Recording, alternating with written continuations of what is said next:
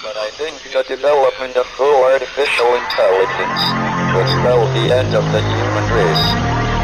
It's a flying object, and we don't know what it is. I would hope somebody is checking it out. It was a rocket or whatever, but incredibly fast, opposite direction. It was too fast to be an airplane. I'm glad the Pentagon is looking at this, because if it poses a threat, I want them on top of it. Well, the craft generates its own gravitational field. You said there's lights in the sky? The internet has become the command center for criminals and terrorists. 911, what's your emergency? I need help, please help me! Aliens won't let it happen. That's what we're instructed to say. Roswell, Area 51. Alien kept deep under the ground. 1, 0, 1, 1, 1, 0.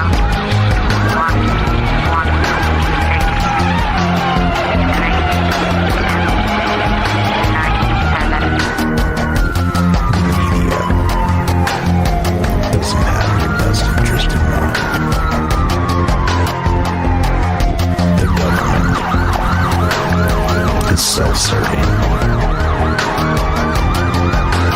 You're here for a reason.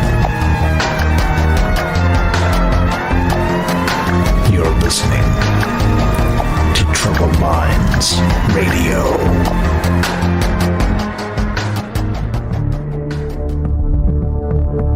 Broadcasting live from a secret bunker just off the extraterrestrial highway. Somewhere in the desert sands outside of Las Vegas. From somewhere in space-time, loosely labeled Generation X on planet Earth.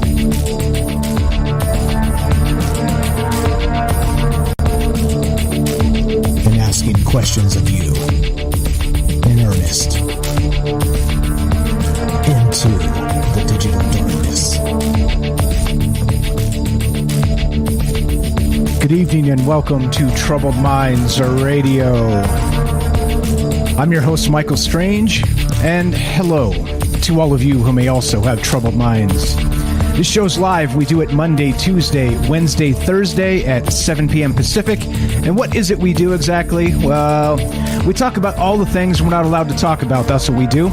What are those things? Aliens, conspiracy, the paranormal, the government, academia, the 24-hour news cycle, propaganda, and the general feeling that we live in the upside down. I messed that up. Probably messed that up once in 100 years. You're in for a rare occurrence tonight. Speaking of 1 in 100 years, what about 1 in a million years? What about 1 in 5 million years? I have no idea.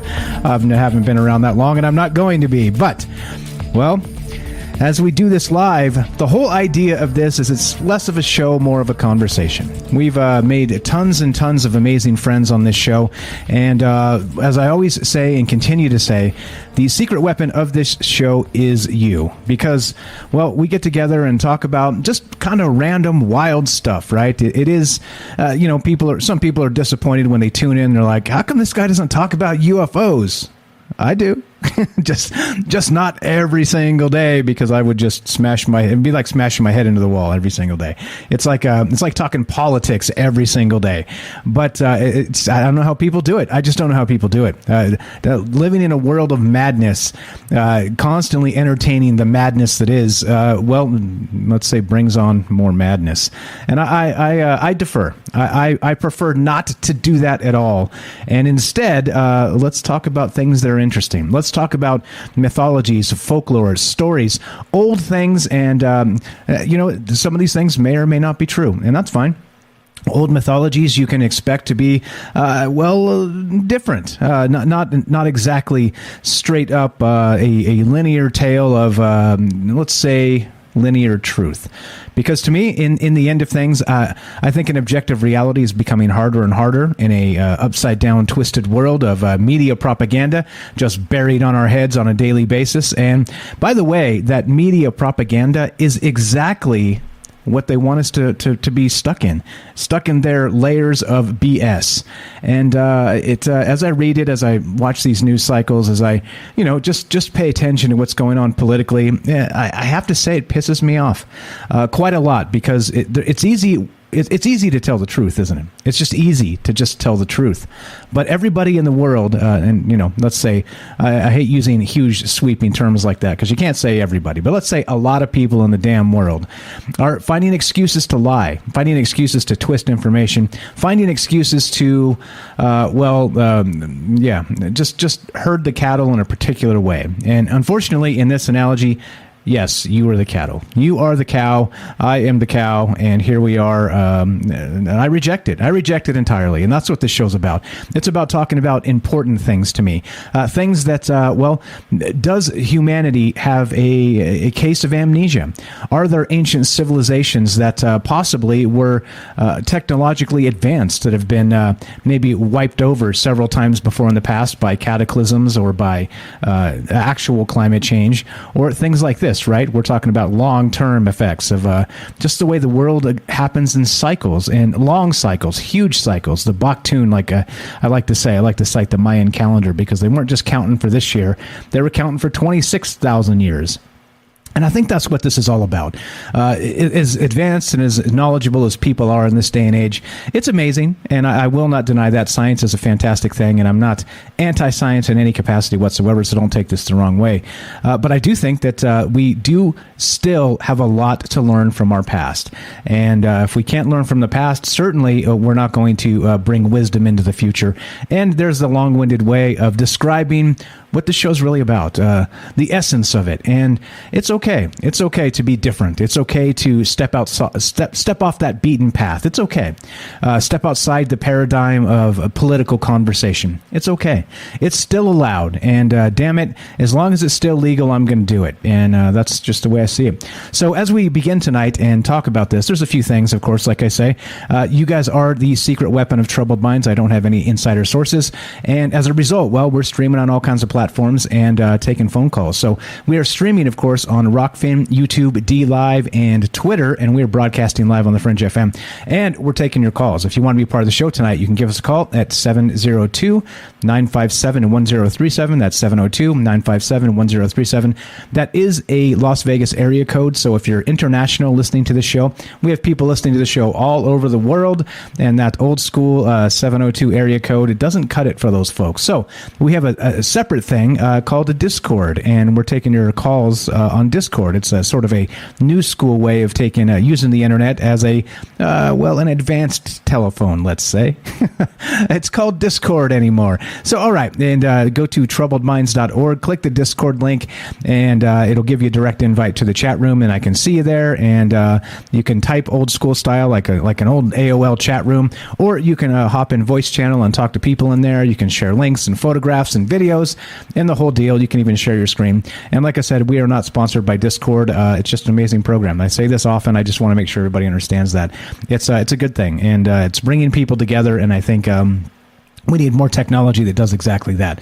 So, all right, as we do this, there's another Discord running a different room at fringe.fm/chat.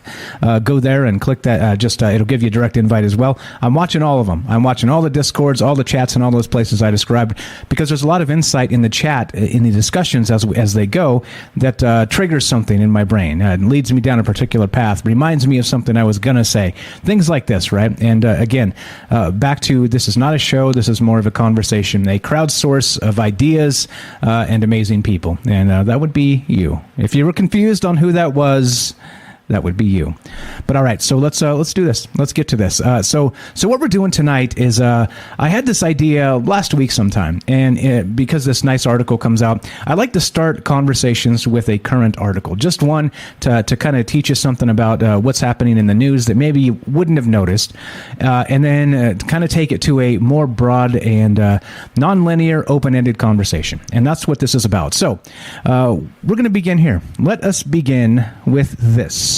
We have this article from sci-fi.com, and it goes a little something like this. The headline is, "What if the moon was destroyed?" The science behind the undiscovered country. And so this is, of course, talking about, it's sort of a sci-fi parsing of what would happen if you destroyed the moon. And what that means is they're talking about the undiscovered country, which, of course, is a Star Trek movie. And, well, that's where this starts. But I thought it was a fascinating thing to think of in terms of, well, that's pretty awesome if there was no moon. And then it kind of triggered a memory that I had from a show long past of Troubled Minds, that somebody brought up that there was a time in the distant past where there actually was no moon, where we had no moon here on Earth. And so this wasn't a sci-fi thing. This is actually written down, hinted at in the Bible. This is alluded to by, I believe it's Aristotle. We'll get to some of that stuff. And some other ancient writers have discussed a time really disremembered, really cast into probably the annals of pseudoscience or mythology or whatever you want to call it. And again, that's fine. That's not what this is about anyway. It's about having a conversation, stretching the imagination, and trying to figure out what is going on with this. So anyway, let's begin here. So it's talking about the undiscovered country, which is a Star Trek movie. Here we go. So all right. So after they destroyed the moon, and I'm not going to go into all exactly this because it's some spoilers and it's a little deep, because Star Trek 6, The Undiscovered Country, is turning 30 years old this week, and this is why they're talking about this. But here we go. So since we don't have direct observations of Praxis, which is the moon in the movie here, it being a fictional moon and all, we'll use Earth's moon as a proxy. In order to blow up the moon, or a planet, the article here says, you need enough energy to overcome its binding energy, that being the amount of energy holding the whole thing together. The more massive the object, the more binding energy it has. And while the moon is a relatively small object compared to something like the gas giants and even to Earth, it still has a lot of binding energy, something like 120 octillion joules. Yep, that's a 12 with 28 zeros behind it. Yep, there you go. 120 octillion joules. That should be a T-shirt. 1.21 gigawatts. But anyway, there's a little difficult, but that's a little difficult to visualize. And let's try to bring it home. A standard stick of dynamite measuring about 8 inches long carries 1 megajoule of explosive energy inside it. That's a 1 with 6 zeros behind it. It's a decent amount, certainly enough to be dangerous, but it's laughably small if you're in the moon blowing up business, right? The moon blowing up business. That's also a T-shirt waiting to happen.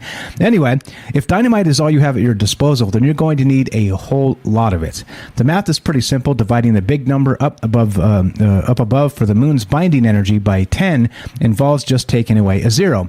Dividing it by a megajoule, it is the same as dividing by a million. So you take away 6 zeros to get the total number of sticks of dynamite we need to blow up the moon, which of course is a lot of damn sticks of dynamite. And so we'd need a big number, this big 120 with a lot of zeros behind it. And I don't even know how big that number is. Not going to count the zeros to find out. But anyway, laid out in a line, that much dynamite would stretch beyond the edge of our solar system. It's a lot. Not very feasible, of course. Let's try something more powerful. That goes into this. The Tsar bomb, the most powerful atomic bomb ever deployed, had a yield of 50 megatons, though that was dialed down for the test from its capacity of 100 megatons. So let's use the larger number just for fun, and we're talking about destroying the moon, so bear with me a sec here. We're going to get to some more interesting things in this shortly. Briefly. You know how this goes. All right. So a 100 megaton bomb carries 4.184 times 10 to the 17th power joules of cosmic explosion power in it. If we divide that into the binding energy of the moon we'd need, hold on while I break out the calculator, about 287 billion of those bombs. And this is what I talk about when I'm saying standing on the shoulders of giants, because I'm not a good math guy, all right? It doesn't mean I'm not a smart dude. It just means I'm not a good math guy. It's a long story. It just is what it is, right? It doesn't mean I can't do it. I can, certainly. It just comes harder for me, slower for me than a lot of other people. Other people are good at other things. And that's, again, the part of the whole deal of this and getting together and sort of crowdsourcing a show is because different people bring different elements to a conversation, and that's what this is all about. So here we go. Again, blah, blah, the math. Suffice to say, whatever the Klingons were doing on Praxis was incredibly powerful. On Praxis, Praxis, was the moon in the Star Trek movie, The Undiscovered Country. And we're talking about destroying the moon. Straight from this article by, Sci-Fi. What if the moon was destroyed, and all the rest of this, okay? Now, clearly, the moon has plays a very pivotal role to life on Earth. Not clearly as much as the sun would. However, without a moon, we're told that life wouldn't have evolved here on Earth the way it has. This is the scientific consensus at this point. And so, there's a lot of truth in that, of course, but as usual, when you're talking about looking hundreds of millions of years in the past, there's a whole lot of guesswork as well. We can derive what information we know from some of the elements in the ground and all the rest of this stuff, and getting into it, and archaeology and anthropology and geology and on and on and on, and all the rest, right? But regarding all that, we just don't know. There's a lot of things clearly we just don't know, and so as a result of that, well, that's the way we do this. That's why we talk about this stuff, because we like to consider all the possibilities. So, if there was no moon, they say it would disrupt the tidal flows. They say it would, again, life would not have evolved. Actually, I guess there would be no tide, right? Because the moon supposedly handles the tide the world over. I don't know. Again, like I said, I'm not a physicist or an astrophysicist. I'm not a biologist. I'm not any of those guys. I'm just me. And mostly a knucklehead. But that's okay. I digress there. But the point of this is well, if you can destroy a moon, which we're talking about in this fantastic sci-fi movie of Star Trek, The Undiscovered Country, and how much power it would take to do that, it kind of brought to mind, again, that old idea that there was possibly a time way back on this planet before the moon, and a time actually that people may remember. And so that those two things, scientifically don't add up, because, people are mostly a modern thing. We've got ancestors that go back maybe a couple 100,000 years. Homo naledi, I think, is one of the ones that come to mind, that they say is, the precursors to humans. But, well, what if those timelines are a little bit off? And I'll just say a little bit off, because we don't know. We don't know exactly when we formed and all the rest of this stuff. Again, we have some pretty good guesses, but exact is a really difficult thing to do when you're talking about hundreds of millions of years. So, in any case, well, it got me thinking about, was there a time when people on Earth, some ancient civilization, maybe unknown of at this point, did remember no moon in the night sky? And what would that look like? What would that be? And I did hear this from somebody a long time ago that called into this show and was talking about a time before the moon.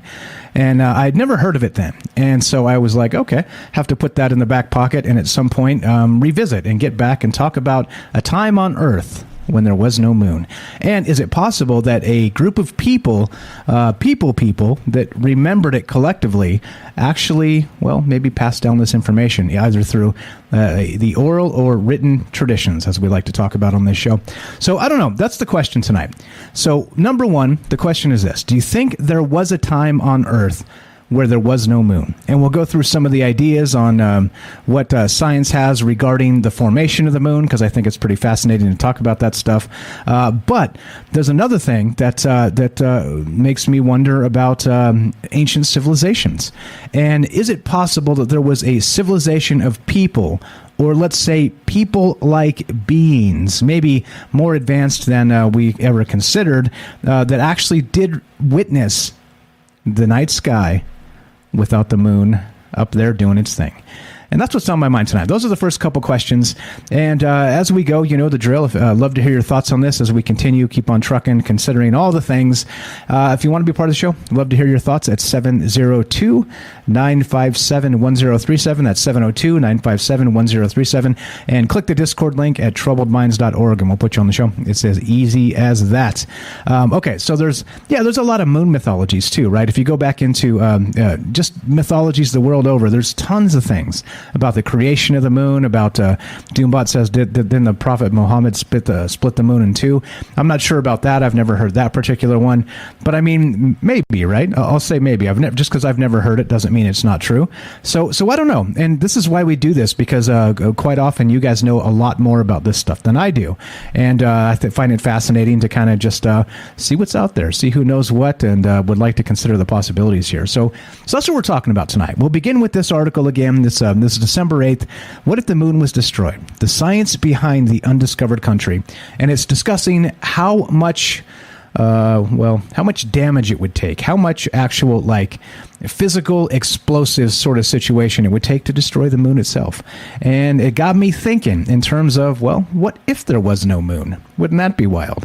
And then, of course, there are stories, ancient stories, that describe exactly that. A world and a people that could look up in the night sky and see no moon. So that's what's on my mind tonight as we keep on going and talking about this. We'll do a little bit more about this moon stuff regarding the exploding and all the rest of this from Star Trek: The Undiscovered Country. But it's going to lead us into some other interesting things. So if you've never heard of that, stick around and we'll keep on trucking here. So here we go. The immediate consequence, this is back to that sci-fi.com article, the most immediate consequence of destroying the moon would be a much darker night sky. The moon is the largest and most reflective object in our sky, outside the sun, of course. Losing it would make the rest of the sky comparatively brighter, which might be a nice side effect for ground-based deep sky astronomers, and we'll chalk that up to one of the silver linings. But there's more. Aside from missing it in the night sky, there are two main things which would change if the moon no longer existed. First are the tides. Here we go. That we have tides at all, the shifting of bodies of water of time is a consequential gravitational relationship between the Earth and Moon, and to a lesser degree the Sun. As the Earth rotates and as the Moon orbits the Earth, it tugs on the oceans, pulling them this way and that. If it were gone tomorrow, the tides wouldn't totally vanish, but they'd be much less impressive, like I was saying previously.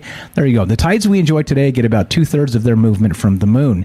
On a moonless Earth, the oceans would still move beneath the sway of the sun's gravity, but it would be much smaller. As a result, coastal regions and environments might be pretty drastically changed. The effect would probably be felt further out to sea as well, as the currents change in response to the diminished tides. It's difficult to know exactly what level of impact this would have on global ecology, but it probably wouldn't be the best. Still, it's not a world-ending scenario. In all likelihood, we would adjust and be okay. And so right there is a very important passage here. So what they're saying, scientifically, is if there were no moon, we could survive. It wouldn't be a cataclysm of epic proportions. It would be, well, just different. And we would actually be able to adjust and adapt. So then that brings us back to a long ass time ago. Does that mean people or things, animals, what have you, actually witnessed a time on Earth before there was a moon? And there are writings to suggest this may be the case, not just in the Bible, but in other particular sources, which we'll get to tonight. And that's the question. Do you believe there was a time when there was no moon in the night sky? Yeah, James has it right in the chat. Wait, that an article that doesn't say the world is going to end? No, come on, right? No, exactly. The world is always ending. Just ask the media news cycles. But yeah, that's what we're talking about tonight. And well, what do you believe? Again, like usual, this is not some sort of science class or even a mythology class. This is just a conversation. This is just talking about things, getting together with friends, and considering the possibilities.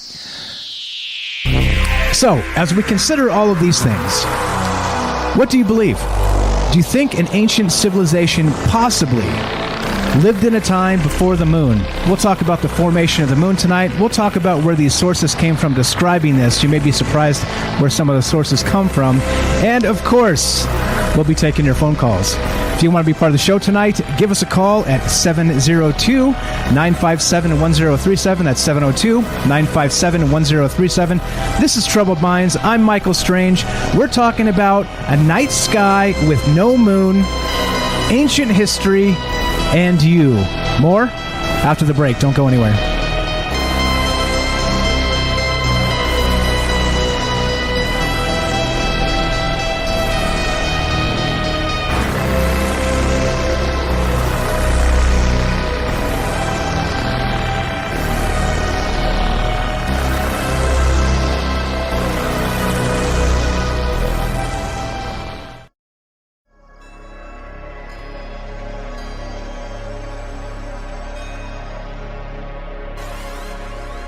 Welcome back to Troubled Minds. I'm your host, Michael Strange, and we are streaming on Rockfin, YouTube, DLive, and Twitter. And we are broadcasting live on the Fringe FM. And we're taking your phone calls as we discuss, was there a time when there was no moon in the night sky? And was there some form of advanced civilization that was around to maybe chronicle the event? I know this sounds wild one out there, but welcome to Troubled Minds. And there are some documents that suggest this, some ancient documents, including the Bible, mentioned in a couple places, as said by Lily in the chat. What's up? Shout out to Lily out there down in Australia. And we are just talking about those things. And as usual, we're taking your phone calls. So as we go tonight, there's a couple questions, as usual, right? This is a question show. This is not the answer show. I don't know the answers to these things.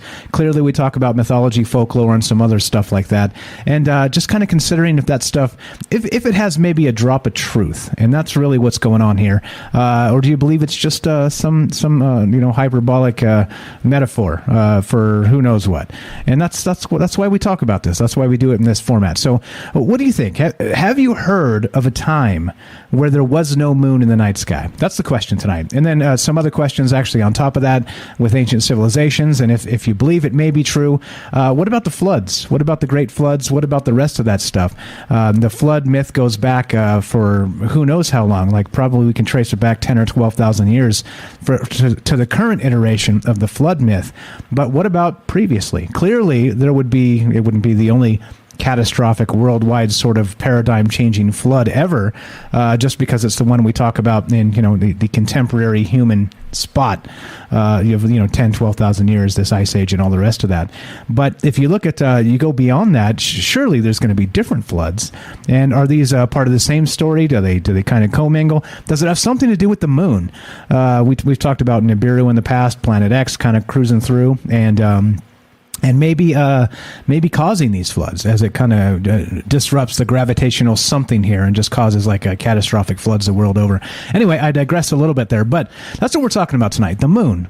Can you imagine a time when there was no moon in the night sky? And there are some documents to suggest it. So, have you heard of this? And I'd love to hear your thoughts. 702-957-1037. That's 702-957-1037. And there we go. So, before we do that, before we get into exactly this time when there was no moon, let's talk about a few of the ideas, of the hypotheses that science has regarding how the moon was formed, all right? So, clearly, that's probably one of the best ways here to get together and talk about this is to look at what science says about how this thing actually happened.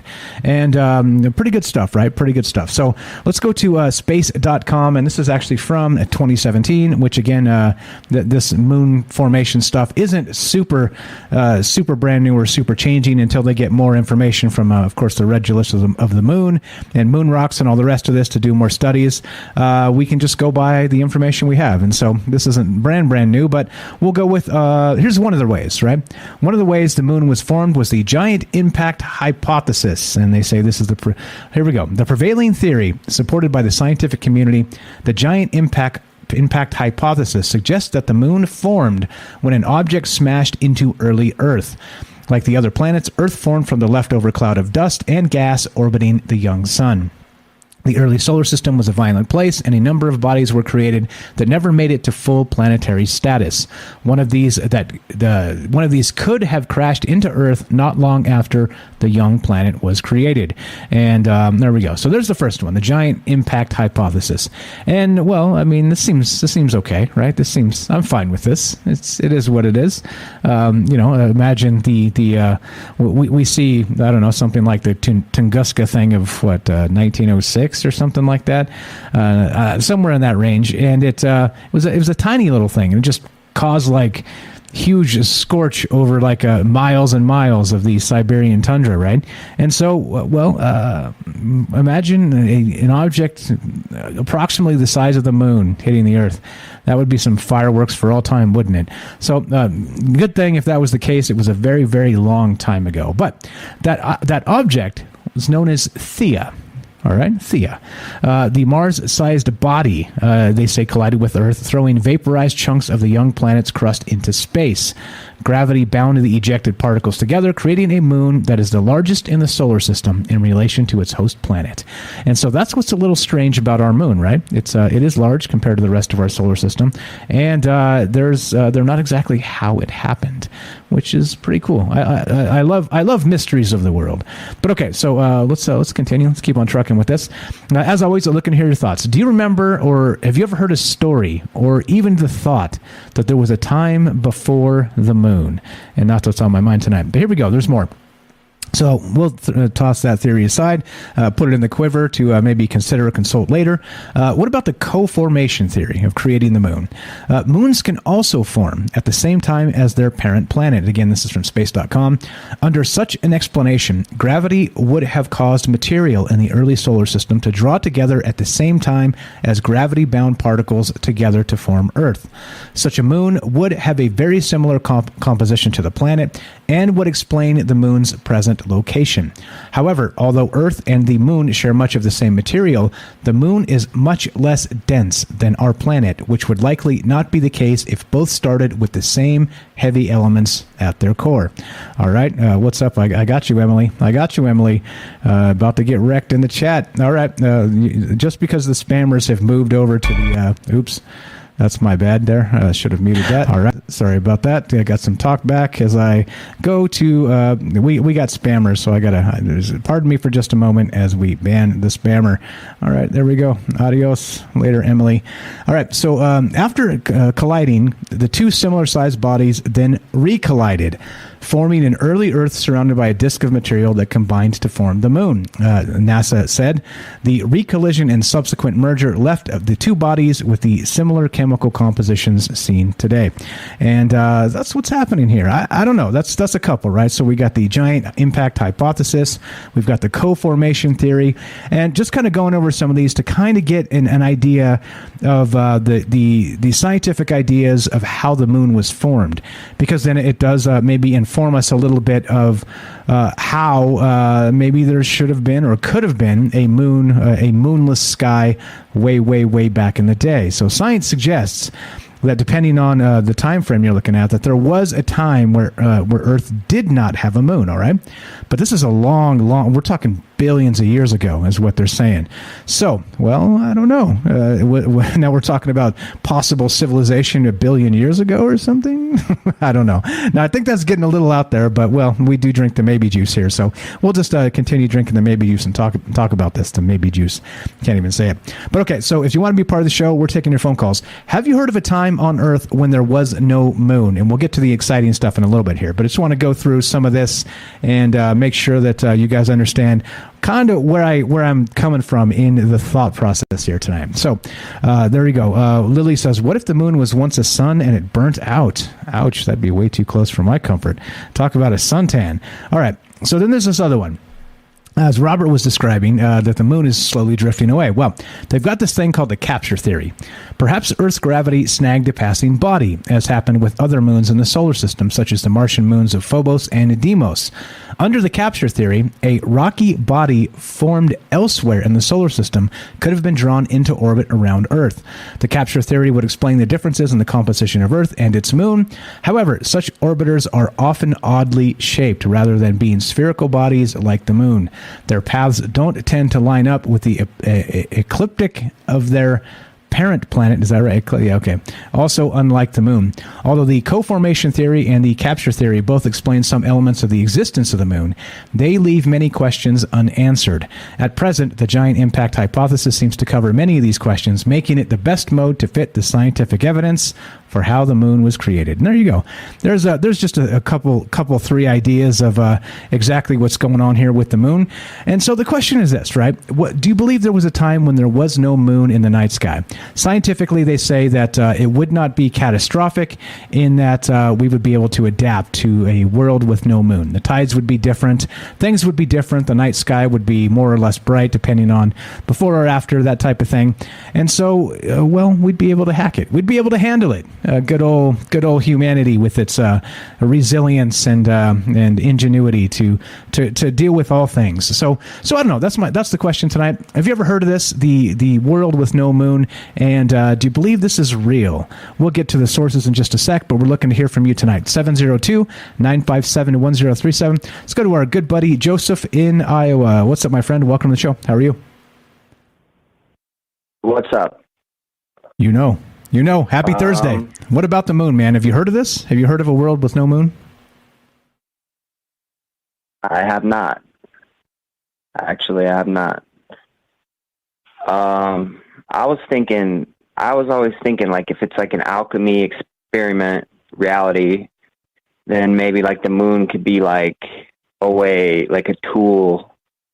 Like they go in with a tool and place a moon or hit like a planet like ours. It'd be like us experimenting with atoms and smashing atoms together on a galactic scale. And maybe the moon is like a negative or like a positive ion, or you know what I'm saying? Continue. I'm not sure what you mean here. Continue though. What is the thought?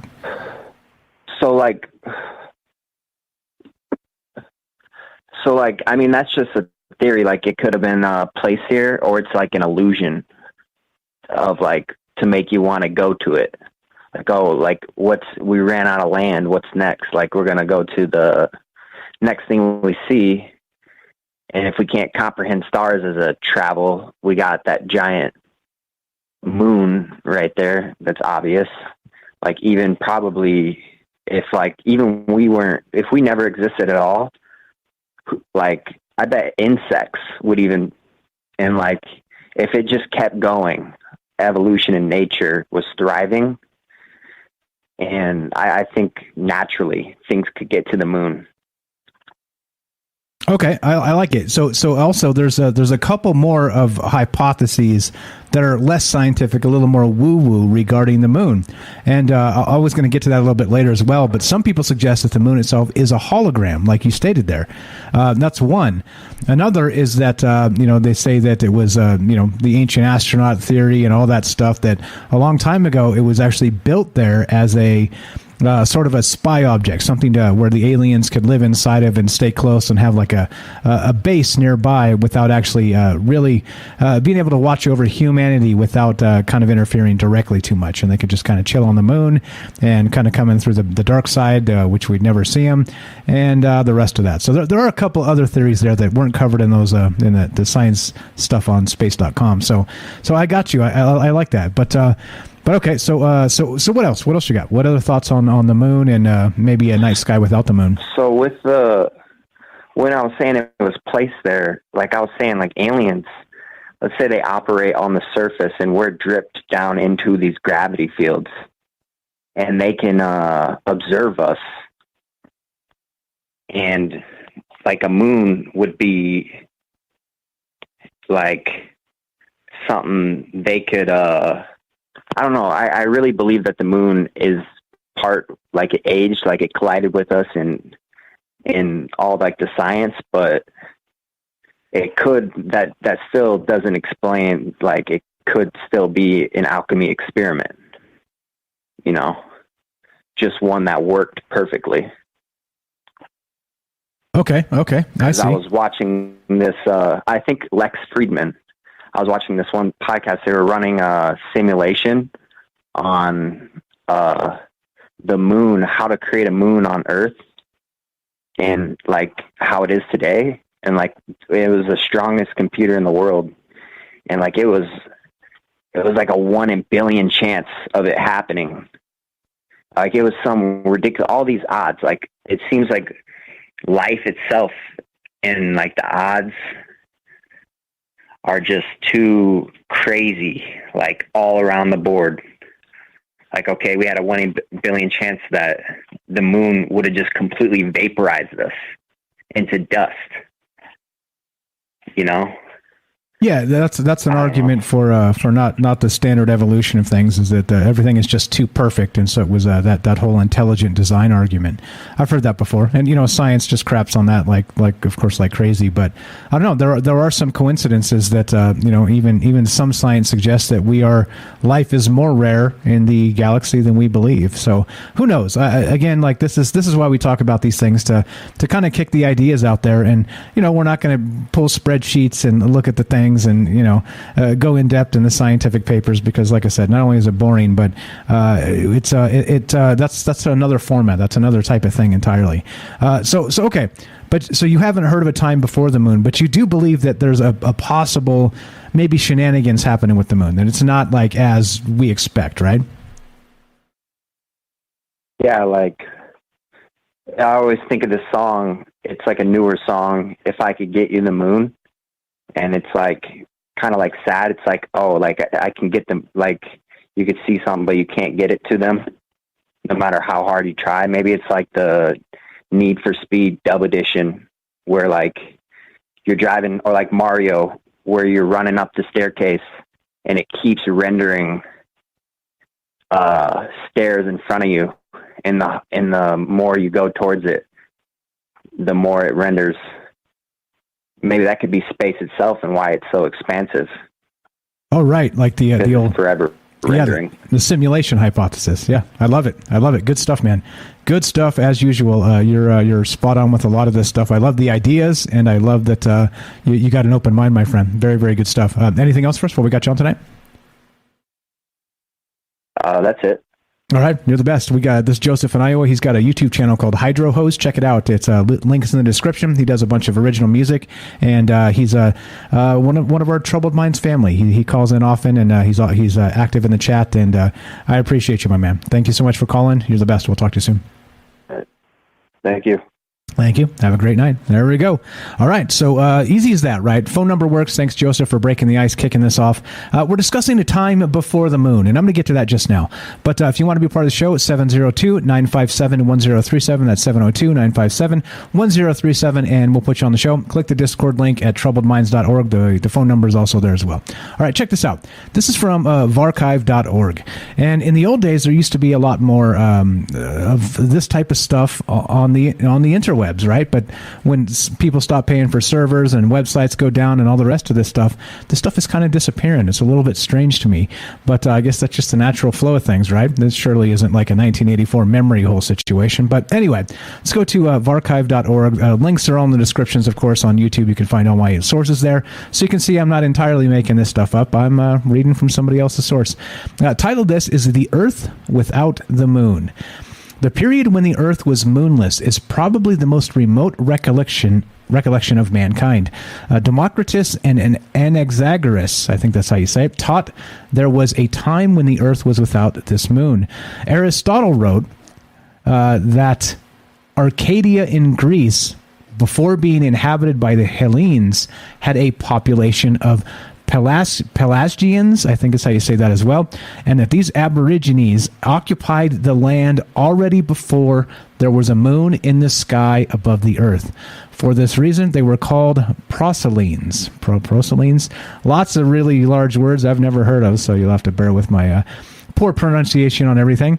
And here we go. There's more, though, regarding a time before there was actually a moon in the sky. It's in the Bible as well. We'll get to that. But Apollonius of Rhodes mentioned the time, quote, when not all the orbs were yet in the heavens, before the Danai and Deucalion races came into existence, and only the Arcadians lived, of whom it is said that they dwelt on mountains and fed on acorns before there was a moon.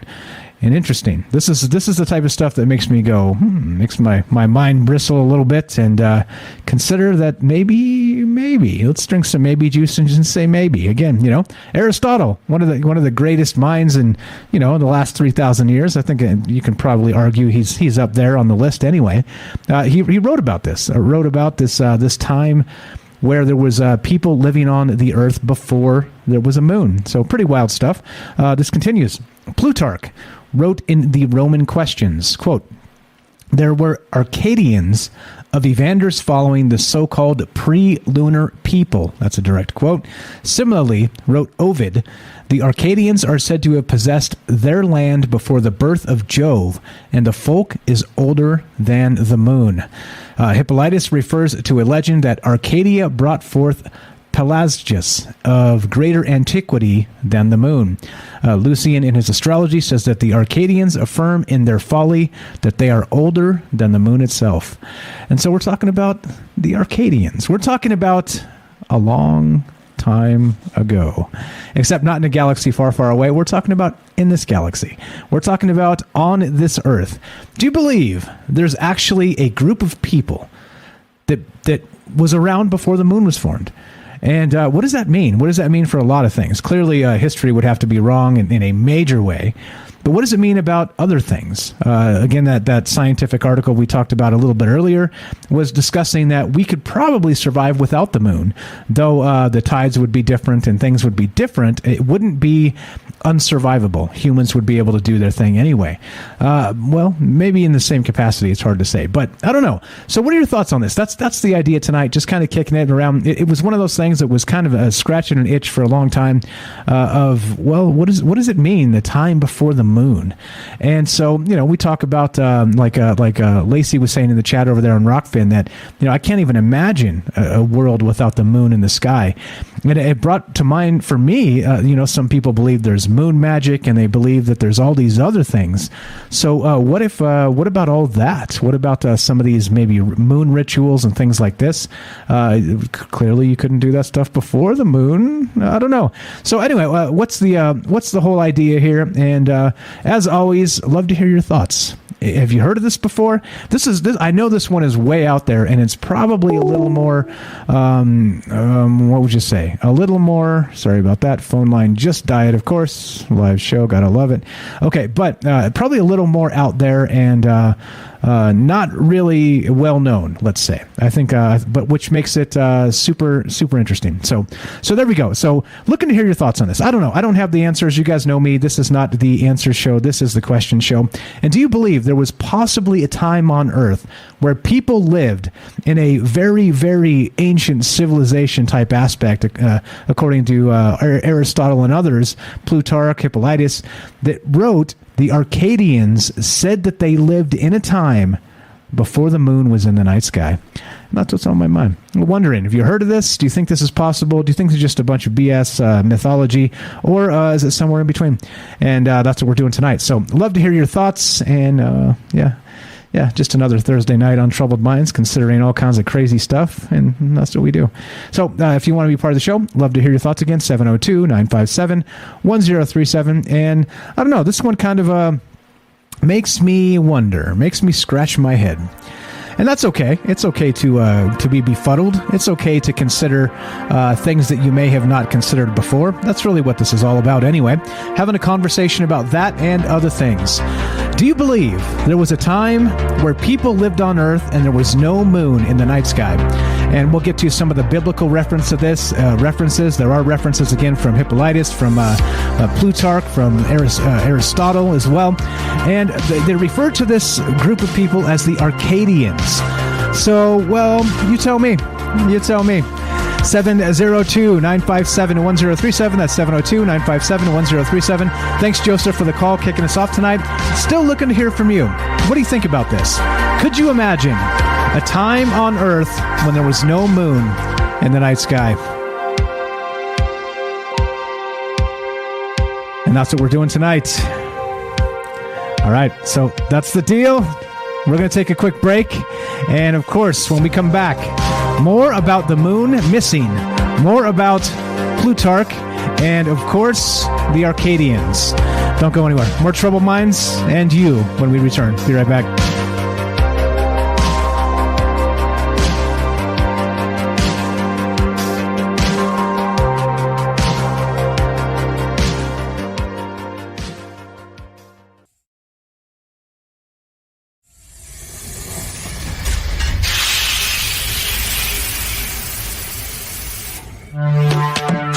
We are talking about the alien abduction phenomenon.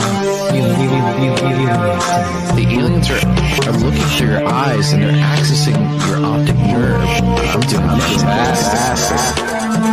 And through that optic nerve, they're transferring to your brain. Random images as they traverse neurons in the brain. All right, so maybe, and they also feel them planting or receiving memories or ideas or images.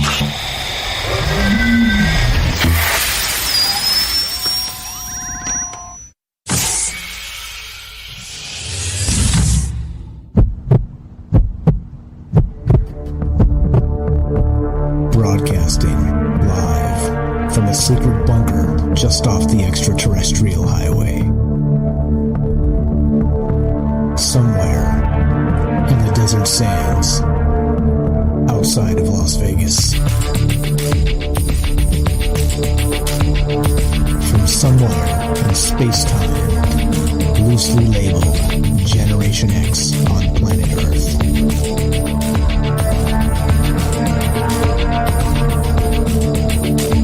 And asking questions of you in earnest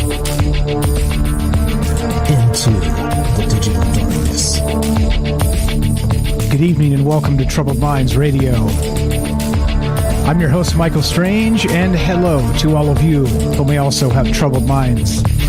This show's live. We do it Monday, Tuesday, Wednesday, Thursday at 7 p.m. Pacific. And what is it that we do? Well, we talk about all the things we're not allowed to talk about. You know what they are? Aliens, conspiracy, the paranormal, the government, academia, the 24-hour news cycle, propaganda, and the general feeling that we live in the upside down. We're doing it live on Rockfin, YouTube, DLive, and Twitter. And of course, we're broadcasting live on the Fringe FM. If you want to be part of the show tonight, I'd love to hear your thoughts as we discuss, was there a time on Earth before the moon? And if there was, is it possible that maybe the Arcadians, as cited by Plutarch, by Aristotle, were alive and predated the moon itself? That's what we're talking about, among other things. And as you know, this conversation is non-linear and open-ended, and wherever you want to take this is wherever we'll take this. Talking about the moon hypothesis, how it was made, scientifically or otherwise, and just some ideas, some theories, just a drinking the maybe juice, having a good time. So not only the phone number, 702-957-1037, you can go to troubledminds.org, click the Discord link. We also have another Discord running at fringe.fm/chat that'll give you a direct invite. And the easiest way to listen to Troubled Minds is to download the Fringe app at the iTunes or Android App Store, and it's completely free. Smash the button at 7:05, you get Troubled Minds Monday through Thursday. Not to mention all the other great programming on Fringe FM. Okay, so let's do our thing. Let's keep on talking about this. There's more, of course. There's always more. We'll get into it as we go tonight. But more importantly, it's you guys are our secret weapon, and that's the whole point of doing this live and taking phone calls. So we're going to do that. We'll go to our good friend here, Jennifer in Missouri. Welcome to the show. How are you tonight? And go right ahead. Oops, I'm sorry. Hold on one moment. I completely muted you because remember the phone line died. Sorry about that. Completely my fault. Let's pretend that never happened. Jennifer, Missouri, welcome to the show. How are you tonight? Go right ahead. Hey, good now? Better. Sorry about that. Completely my fault. Okay. So one thing I've heard about the world before the moon was that there was the age of Saturn, and this would have been like an incredibly long time ago at basically like the dawn of the memory of mankind. And it goes something about like the Saturn death cults and everything, and the dominance of Saturn as a god, even though it's a really far off planet, is based on the idea, possibly, that at one point Saturn was very close to the Earth and was constantly in the sky. And they couldn't even see the sun because of the plasma shield of Saturn. And they couldn't see the moon, and they couldn't see any of the stars. And Saturn had like a purple plasma shield, basically, that the Earth was enveloped in, like an egg shape. And it was always in the sky, and the whole Earth was like in a twilight. And at one end of the Earth, it was like this. And in another position of the Earth, it was complete darkness. And the vegetation, due to the lower gravity, it caused all of the vegetation to be very lush. There was low wind. The animals and the insects and the people even were likely affected. That's why we had like the really large insects and the huge plants. And it claims that the plasma shield of the Earth, like this went on for who knows how long, and it was just always in the sky, this big, low, glowing light that was always visible, like a polar star, basically.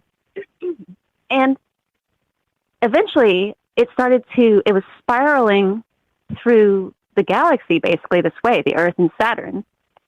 And it would occasionally brush, at that time, the sun's heliosphere that we're in now. When it would do that, it would cause some kind of, like a slight cataclysmic events. And it would happen, every who knows how many years. Eventually, though, it does completely hit the heliosphere, and it caused cataclysmic events.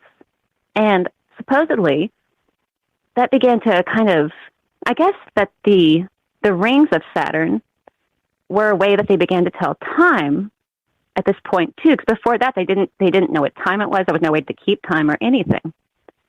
And the sun then began to be this far off star they could see, also occupying the sky along with Saturn. And it was allowing them then to tell time, but they were using the rings of Saturn as well as this far off star, coming up in the east and setting in the west. And they began to notice this. And it's depicted in all of the old cave art and all the ancient, pictograms and all of that stuff. And eventually, I guess at this point too, Mars was supposedly like right in the center of Saturn. It looked like an eye. And Venus was there too, but those moved, I guess, whenever this heliosphere happened. And Medusa was on one. They began to call Venus Medusa because when it started to interact with the electric plasma shield interacting with the sun's heliosphere, caused these incredible lightning events coming off of Venus. And it was supposedly maybe why they started talking about Medusa. And I guess, too, that the moon, after the Earth came fully into the heliosphere of the sun, became visible completely, and they began to see this. And everything was kind of pushed out further and further, trying to find its orbit, like Mars. And they began to notice Jove, which is Jupiter, also Thor, And I guess that's why they had such a predominance of talking about these celestial planets and gods, is because they were right there in the sky. And they even saw, like, the mythos about the dragon, that this big storm of events with all these planets were visible to them, and it looked like a dragon and circulating all these planets as this was going on.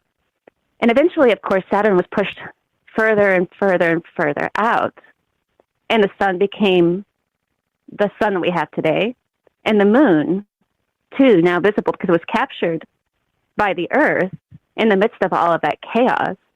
And they say that the markings on the moon are from that electrical event because craters and meteorites don't come in at a straight 90-degree angle. And so it might have been that they were being hit by lightning, basically, that the moon was struck by lightning.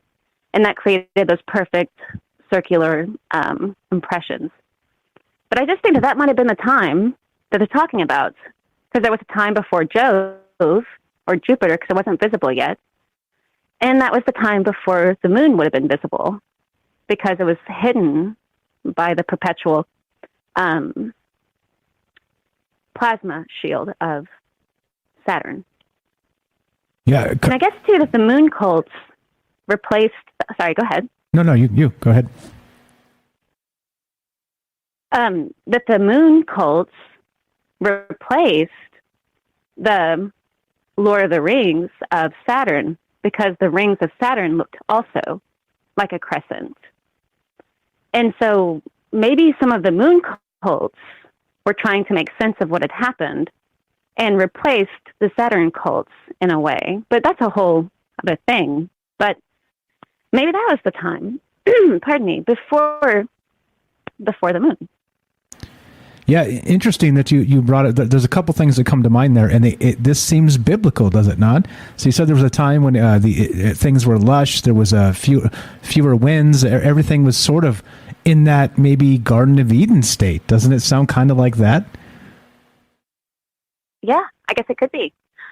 If you think about, too, the oceans were lower, and the water, the Great Deluge, came from one of the rings of Saturn. So the ice, the water, the Great Deluge from heaven was like one of the rings of Saturn completely just slamming the earth and causing a great flood. Before that, there had already been a flood, though. There had been a flood because at the north of the earth, there was nothing but ice there, too, during the time of the Saturn polar star, sun. But I guess as it hit that heliosphere, it began to melt that. And so it caused a bunch of flooding then. But when it hit Saturn's ring of water, of ice, it caused the Great Deluge that's put down Mu and maybe Atlantis and all of that. So it maybe even made the Earth bigger, even. But I don't know. It's a whole thing with the Saturn cults. Yeah, pretty wild. It's silly for me to ask you if you've ever heard of a time before the moon, because clearly you're way ahead of me on this, as always. But another thing that comes to mind here for me as well, it is biblical again. You're saying plasma shield, right? Isn't that the firmament? The firmament, right? Isn't that what that would be? I suppose it would. And more of it'd be a radiating electrical type of thing. It'd be like and there'd be, I guess, it would have been like a perpetual, one side of the earth would have been, you could literally, they say, you could be walking in the twilight, the perpetual twilight, and you could see the darkness on one side of the earth, kind of like the moon, basically, that never got the light from anything. And that was complete darkness. And a lot of the mythos about some of the darkest stories, they say you could walk into that darkness on that part of the earth and never come back out because it was just absolute darkness.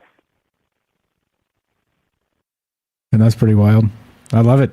Yeah, it's so strange how a lot of these stories sort of tie together with the very, very, very ancient stuff. We're talking about the primordial earth. And so what do you know about the Arcadians here? Do you think there were people around to witness this, or was it just sort of a situation without people yet? No, there were people, I think. And I think that they recorded it on all the cave art. You can see the exact depiction of Jacob's ladder. Like, Jacob's ladder was when the sun, the heliosphere, was hitting that plasma shield. And you had, on one side, Mars, and on the other side you had Venus, and they in the middle of it, above it, was Saturn. And this created like an electrical event, and it was coming down to the earth like a cone almost, like a ladder. And they would have seen this, the earliest of mankind would have seen this with their eyes all day and all night. It would have been an event in the skies continually for who knows how long. And around it looked like an Ouroboros of a serpent as this storm unfolded between all these planets and trying to find their orbit. And Jacob's ladder in the middle going up to the sun. That's Saturn. pretty wild. That's pretty wild. Can you maybe tip some of us off on where to get this information? Is there, you said the Saturn cults, is there somewhere we can track this down? Yes. Several weeks ago, I posted in the Discord, under Discord Conspiracy, a link to an author who writes about this. Fantastic. Ask and you shall receive. Already in the past. Amazing stuff. Amazing stuff. What else you got for us tonight? Always great stuff, Jennifer. No, that's it. I just suspect maybe because, Saturn was a huge god, and we don't know why, because so far away. but it wasn't. And if you check into their mythos with the Saturn death cults and everything, and how that they become that way, you find that that this kind of event unfolded in their mythos, and it's described in all of the cave art, and people continue to carry these stories. And I mean, there's all kinds of stuff. I think the Akkadians obviously knew these stories, as well as many people, the people before them telling it and passing it down. They may have still been seeing a lot of this stuff in the sky at that time. And in the Golden Age, they would have been telling time still with Saturn's ring, the rings of Saturn, I mean. And so I think they may have been seeing those times of the when they were telling time that way, with Venus playing into that too. Gotcha. Okay. Fantastic stuff. Fantastic stuff. Jennifer, you are the best. Please give Jennifer some love. She's got a YouTube channel. Scroll down. Links in the description. Says follow Jennifer here. All the amazing stuff. She's always spitting hot fire on Troubled Minds. She also does that on her YouTube channel. Go direct to the source. Jennifer, you're the best. Thank you for the phone call. I'll talk to you soon. Have a great night. Have a good night. Thanks a lot. You too. You too. All right. There you go. Easy as that, right? Dial the phone number, get on the show, talk about amazing things. And clearly that's a lot of stuff I've never heard of. And that's the type of stuff. That's why we do it in this format, right? To kind of just get together and, hey, you know what? This is what I heard. This is what I know. Here's all the rest of this stuff. And it is strange that we have these biblical connections, right? Possibly the time hearkening back to the Garden of Eden, right? To when the first people were around, hearkening back to maybe the time when there was a firmament, talking about Genesis in the Bible, the Old Testament, the very, very old school, the very first stories. And, at least in the zeitgeist. So I don't know. I mean, I that's what we're talking about tonight. Not just that, what all the rest of this, including a time before there was a moon. And it's pretty wild that when you start reading some of this stuff that there's stories out there regarding this, and they do go back to some of these ancient cultures where they've it's built into their mythologies. Some of them describe the moon as being created at a particular time after people. And that's really what this is about. This is about kind of turning into that conversation of, well, okay, is this just mythology? Or is this something else? And that's what this is about. That's what Troubled Minds is about, and that's what we do. So fantastic stuff from Jennifer. Thank you so much. And that's what we're doing tonight. We're talking about the time before the moon. And love to hear your thoughts. 702-957-1037. That's 702-957-1037. And we'll put you on the show. And as a result of that, as an example of that, another great friend of Troubled Minds, Daryl. Daryl in New York. Welcome to the show. How are you tonight? Test 1, 2. She's on a little bit of a delay because that's the way Discord works, unfortunately. We can't do a live stream there. But welcome to Troubled Minds, Daryl. You're on with Mike. How are you? Hey, Mike, can you hear me? Loud and clear. Loud and clear. Go right ahead. Can you hear me? Oh. Yes. Cool. That was great call by Jennifer. I was just going to agree with something and I forgot what she said. I think they still don't understand, anything like about the moon's like the age of the moon, if it's like actually older than the Earth or is it younger than the Earth. And they just found something that they took back from Earth, like one of the moon rocks. And based on the moon rock's composition, if it was created and there's still like existing like magma and like seismic activity, meaning there's some sort of volcanic activity on the moon.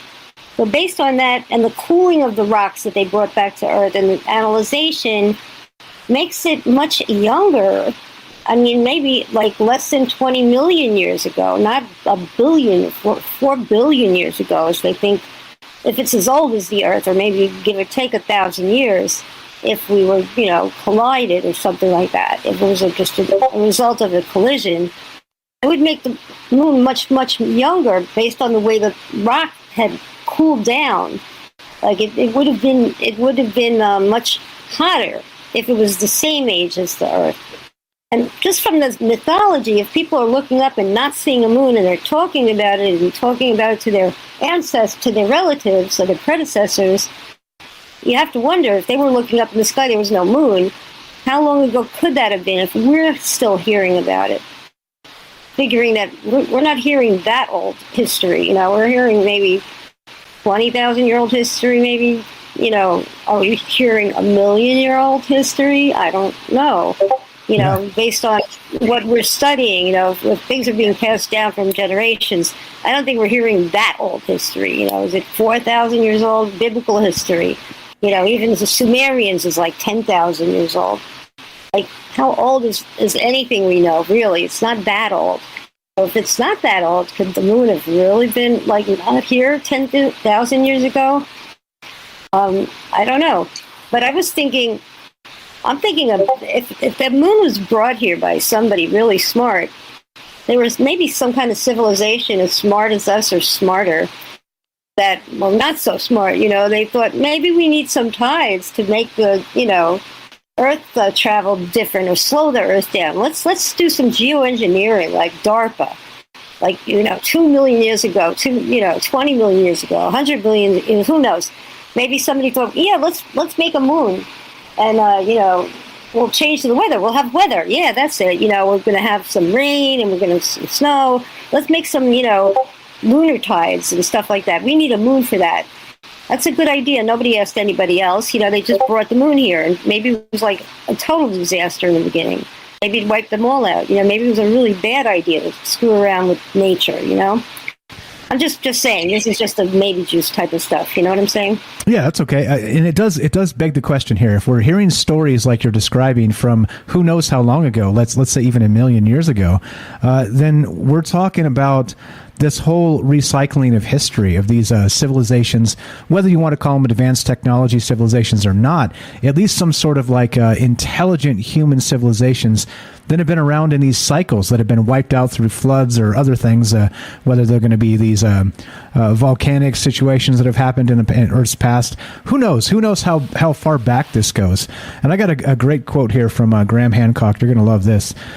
He said this in particular: I believe we are a species with amnesia. I think we have forgotten our roots and our origins. I think we are quite lost in many ways, and we live in a society that invests huge amounts of money and vast quantities of energy in ensuring we all stay lost. And I'll just, there's more there, but I'll leave it at that to let you keep going. How true is that? I mean, God, how come we don't have any memories? Like, how come our memories get wiped out? What is this collective amnesia that we have, It's just amazing that we progress at all, we just are so forgetful. Or is it some sort of thing that was also geoengineered, that makes you less, your consciousness lessen and your memories lessen? Maybe it's a side effect of some sort of, oh, sorry, hold on, someone just came back. That's okay. Give me a second. We're actually out of time. If you want to hang on after the break, we'll come right back to you. Okay, and then we'll go to Night Stalker. All right. There you go. Daryl, stay right there. We'll get back to you a little bit later. Thank you very much. I'm not going to kick you out. You stay right in the on-air thing, and you can listen directly from there, so there's no lag. All right, so we're talking about tonight. That's Daryl in New York. Thanks for the fantastic call, fantastic ideas. We're talking about a time before the moon. Do you think there were people around? Do you think there weren't? And, well, drinking some maybe juice and considering all the things. 702-957-1037. This is Troubled Minds. I'm Michael Strange. Don't go anywhere. More about the moon and you when we return. Be right back.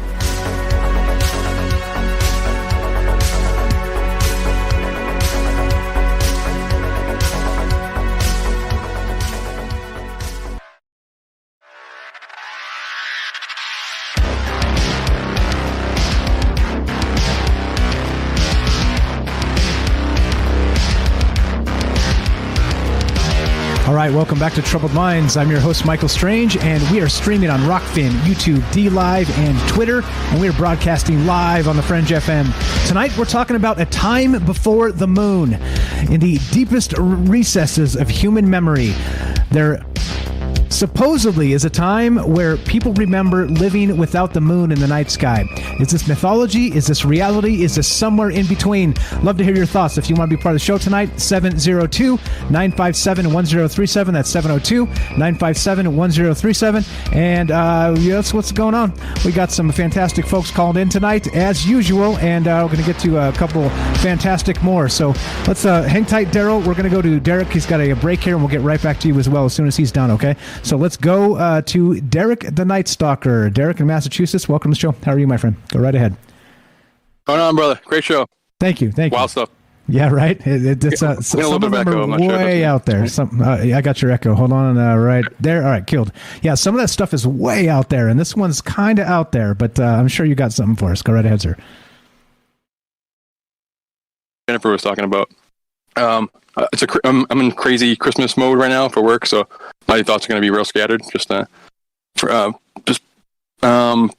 I think what she was talking about reminds me a lot. What Jennifer was talking about reminds me a lot about the electric universe theory, which I'm not well versed in. Like, I can kind of picture it in my head how the cosmology might work, but I'm not well enough to be able to describe it.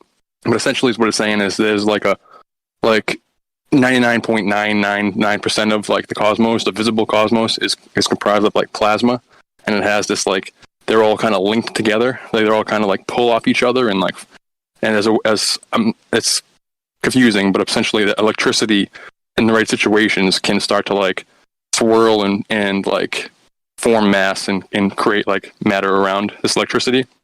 And essentially that like there was this golden age where Saturn was like the primary like light in the sky. It was much closer to us. We were kind of created by Saturn, by like plasma that was kind of like whirling up near this like Saturn body. And then in the sky it created this, there was like a polar alignments with all the planets apparently. So in the sky we had this big huge sun, which was Saturn, and then the other planets kind of like forming like a necklace kind of around it. Like they're all kind of in a row, which is in all kinds of all kind of like sci-fi stuff. Like in Hercules, they show when the Titans are released and like the portals open as like these planets all lining up like that. And like Thor: The Dark World, when the Dark Elves are trying to like take over the 9 realms, it's when these planets have to like line up like that, and this door opens for them to get through.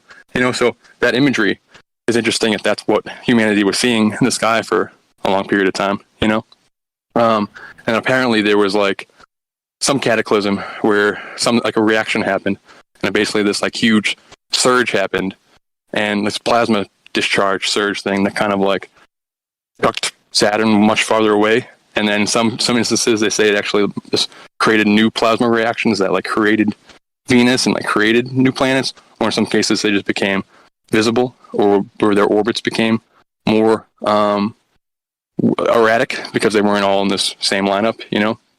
So, but then I was trying to search like frantically, like while I'm working, trying not to take too much time on my phone, trying to figure out how in that model the moon is formed. And I think it's apparently the same way, where it's like just kind of plasma starts to ball up from the outside of a reaction of a larger body,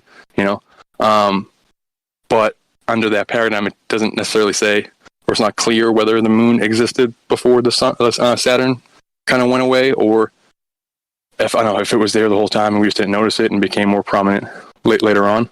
But which is interesting. That's just an interesting little tangent, But as far as like what would it be like if there was no moon, I think it's interesting that obviously the moon is tied to so much of our like cycles and stuff. It's tied to like our bodies very closely. So what would happen before that?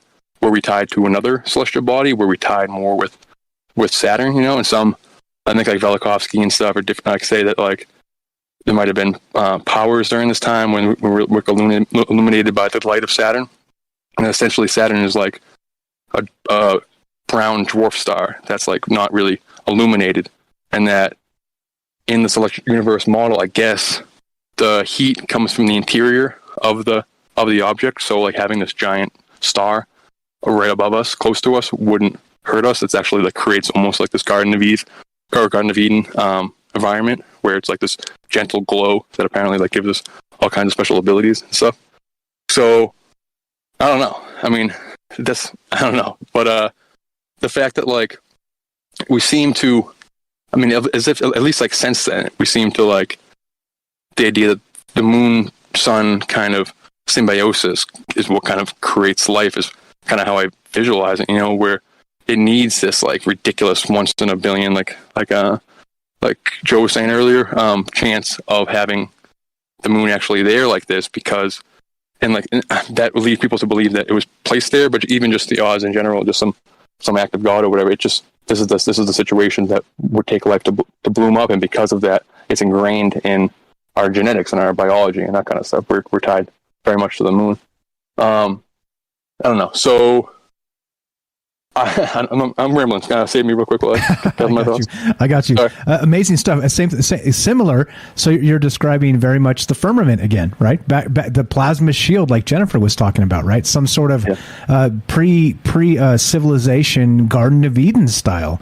Interesting that even if you go super far back to even like we're talking about basically the earliest memory of humanity, that these stories sort of persist, even if you're going to say the Bible's not really that old, but I mean, it's telling stories that are that old, isn't it? I know. Yeah, exactly. So yeah, I mean, when they talk about times before the moon, is that like just like a narrated or like some kind of human narration version of just our knowledge of how everything formed, or were we actually there? Was there a person there? Who told them? Like, what would they be? You cut out there, but still with you? Are you there? Test 1, 2. Derek, do you copy? We may have had a catastrophic vacuum decay of his internet connection. He's still in the Discord. Let's see if he vanishes out of there.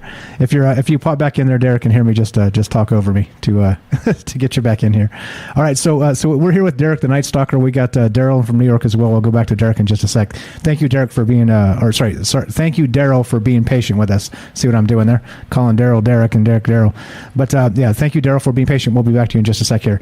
But so interesting stuff. Like Night Stalker's talking about not just the time before the moon, right? Sort of in these biblical occurrences like we're describing, maybe the Garden of Eden situation, the firmament, like Jennifer was bringing up with the Saturn cults, right? But then we have this other situation with how deep does this go? How far back? Were people, again, scratching this stuff down in, what was this, 1 million years ago, 10 million years ago? And then there's that whole cyclical thing of actual... like Graham Hancock says, we're that species with that amnesia, and so we've had these life cycles have gone around and around and around and around for who knows how many millions of years, and we are just sort of like just trying to figure it all out again, like all over again. Here we go, one more iteration of the huge wheel of time. You there, Derek? Test 1, 2. Yep. Catastrophic vacuum decay of Derek's internet connection. I'm not sure. It could be a Discord bug as well, because Discord's been super weird the last couple of days. So anyway, I'm gonna bump Derek in case he doesn't know, just in case. Back to the caller queue. There we go. And send me a message, Derek. Let's see. Message if you're back. There we go. All right. So that's what we're talking about tonight. We're talking about a time before the moon, and what does that even mean, right? Is it again? This seems to be biblical in scope. This seems to be even deeper than that, and that's pretty wild to me when you consider that a lot of these stories, like we know a lot of the stories from the Bible, were actually borrowed from other cultures previous to them. Even though like in religious terms, people don't like to talk about that stuff because the Bible and the Word of God and all the rest of this, but it's pretty apparent that a lot of that stuff has been borrowed from previous civilizations. So, well, you tell me. I don't know. How deep does this go? How far back does this go? If you're there, Derek, whenever, hop right in. Test 1, 2. Are you there? Test 1, 2. Test 1, 2. All right. The beauty of live shows. You never know when something's going to break live during the show. Okay. All right, so we're going to leave Derek there. Let's go back to Daryl. Sorry about that, Daryl. Thanks for being patient with that. He's got he's stocking groceries and has to get back to work real quick. So we let him jam in here and do his thing. But welcome back. Thanks for being patient with us, Daryl. Welcome back to the show. No problem. I was going to get back to this. Like, let's say that the moon was brought here. Do you remember when Nibiru was kind of a popular subject, and there was a lot of people talking about these major motherships that they claimed to see in the sky that were the size of like a moon, let's say, or a small planet that could fit like thousands of people, like 50,000 people, cities. They were claiming. I mean, I don't know if you were hearing this kind of buzz, but I certainly have heard it more than once. People talking about these motherships and people that had to leave their planets in these large balloon-sized, planet-sized cities. Have you ever heard of that? Like that they travel these cities, like from galaxy to galaxy, maybe looking to get some raw materials from planets like us. Perhaps it was a conspiracy theory at the time, perhaps, but I know I heard about it a few times. I expect I didn't see it or witness it, but I definitely heard people talking about it. It was during the when people were spotting Nibiru, or maybe they thought Nibiru was one of these motherships, or vice versa. They say if the moon was brought here, who would bring something like the moon here? Like somebody that was capable of building a pyramid, maybe? Maybe there were people that were very advanced. They could build cities in the sky of planets, planet-sized, temporary dwellings for people to travel if their planet got hostile. Just a theory, just a theory there. And maybe the moon was such a city and they just dropped everybody off on Earth. It was just like they would, maybe just parked over there for the time being till they figured out what to do with it. And maybe it ran out of gas. Maybe it was one of those type of, vehicles to transfer people from one planet to another. Anyway, just the maybe juice there. Good stuff. Good stuff. I have not heard of those the whole mothership thing. So if you can find something about that, pretty please drop it. Maybe Nice Stalker has heard about that. I'm not sure. I can't find anything now. I'm like looking for it. I think they're starting to delete stuff. I think he's back. Yes. I think he's back. Yeah. We copy you, Derek. We copy you. Go ahead, sir, if you got time. Oh, did you lose me for a second? I'm sorry. We lost you for a whole since I don't even know what you've been saying. If you've been talking, we haven't been hearing it for minutes, actual minutes. Oh, are you serious? Yeah. Oh man. Yeah. So clearly you're on the ball because you had a ton to say, but unfortunately it all got cut off. I made the catastrophic vacuum decay joke about your internet because you literally just went dark and like for several minutes now. Oh no, I got good in at the store. I got 4 bucks. Oh, that sucks. Oh, sorry. I'm sorry, brother. That's right. It happens. Damn, I wasted a break and everything. Oh, jeez. All right, sorry about that. That's all good. You got time? You got anything else to say other than? No, I gotta go back. Go get it, bro. I appreciate it. Yeah. Always a pleasure. Damn, that sucks. I'm sorry. Yeah, that's fine. That's fine. I had some good stuff there too. Oh, damn, that sucks. Yeah, see? That's all right. That's if you get time later, you know where to find us. Appreciate it, bro. All right, there you go. That's Derek in Massachusetts. Unfortunately, as a super champion rocker says in the chat, Big Moon Industries cut his feed. There it is. Maybe. Maybe. Sorry, thanks, Daryl, for being patient and working around Derek there. Go right ahead. Let's get. We got Joe behind you on the phone. But what is your final thought here regarding the moon? Do you think there is a time before the moon? Or do you think this is just all a bunch of BS? Well, there's so much discussion about it and maybe mythology about it. So I think it's plausible. And the way that the moon is just so bizarre, it's not really made of the same stuff as Earth. They're finding there's so many differences. If it was like part of the Earth, why is it so different than us? It's just too close to us to be a real moon. Like it doesn't behave like the moons of other planets. It's just way too close. And it's stuck in our orbit. I mean, it's definitely unique, that we have such a moon that's so close to us. Was it brought here and if it was brought here, why?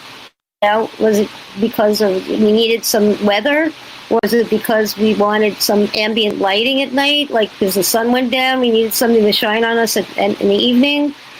And we couldn't figure out, how to illuminate, and read at night or talk at night, besides fires. I don't know. Was it like the ancient, history's excuse for, electricity? Is it like natural electricity? I don't know. Why would it not have been here? How did it get here? It didn't happen by something like nature, Yeah, exactly. It is pretty odd. There's a lot of shenanigans with the moons that make it. In particular, they've said that it's kind of in the perfect space to help us. It's kind of in the perfect space to get those perfect eclipses. Right? There's a whole lot of weird, quote, perfection about the moon. Odd that it's that tidally locked and all the rest of that. But yeah, great stuff. You're the best, Daryl. As you know, you're welcome to stay right there and listen to us, and then pop back in here for the third hour if you got time for us as well. No problem. Thanks, Mike. You're the best. Appreciate the call. That's Daryl in New York. Always great stuff, great ideas, great theories. We're still talking about a time before the moon. Do you think there's something to this, or do you think this is a bunch of mythology hogwash? Again, like always, just considering all the possibilities here. Drinking the maybe juice is what we call this, and love to hear your thoughts. 702-957-1037. Thanks again to Daryl for being patient with us and working around that the Derek thing and the issues and the internet connection, and I appreciate that very much. Let's go to our good friend Joe in Florida. One more time, 702-957-1037. Joe, welcome to the show. How are you, my man? Not too bad. How are you guys tonight? Doing okay. Okay. Go right ahead, sir. What do you think about this time before the moon? So, I'm thinking, after hearing everybody speak and taking a little bit of what everybody said, if we did have collective amnesia, but we remember some things, if I remember my astronomy correctly, I believe that Mars is probably a little bit closer to Saturn, which means that if we came from Mars, we'd probably have a better view of Saturn. There's some proof, there's articles you can Google that say some people have a 25-hour circadian rhythm cycle, which would make you more akin to living on Mars, which is almost 25 hours long, as opposed to our 24 hours. If it's in our circadian rhythms, that means it's in our genes, just like there's a gene for some people that stay up at night. And that would go back throughout centuries.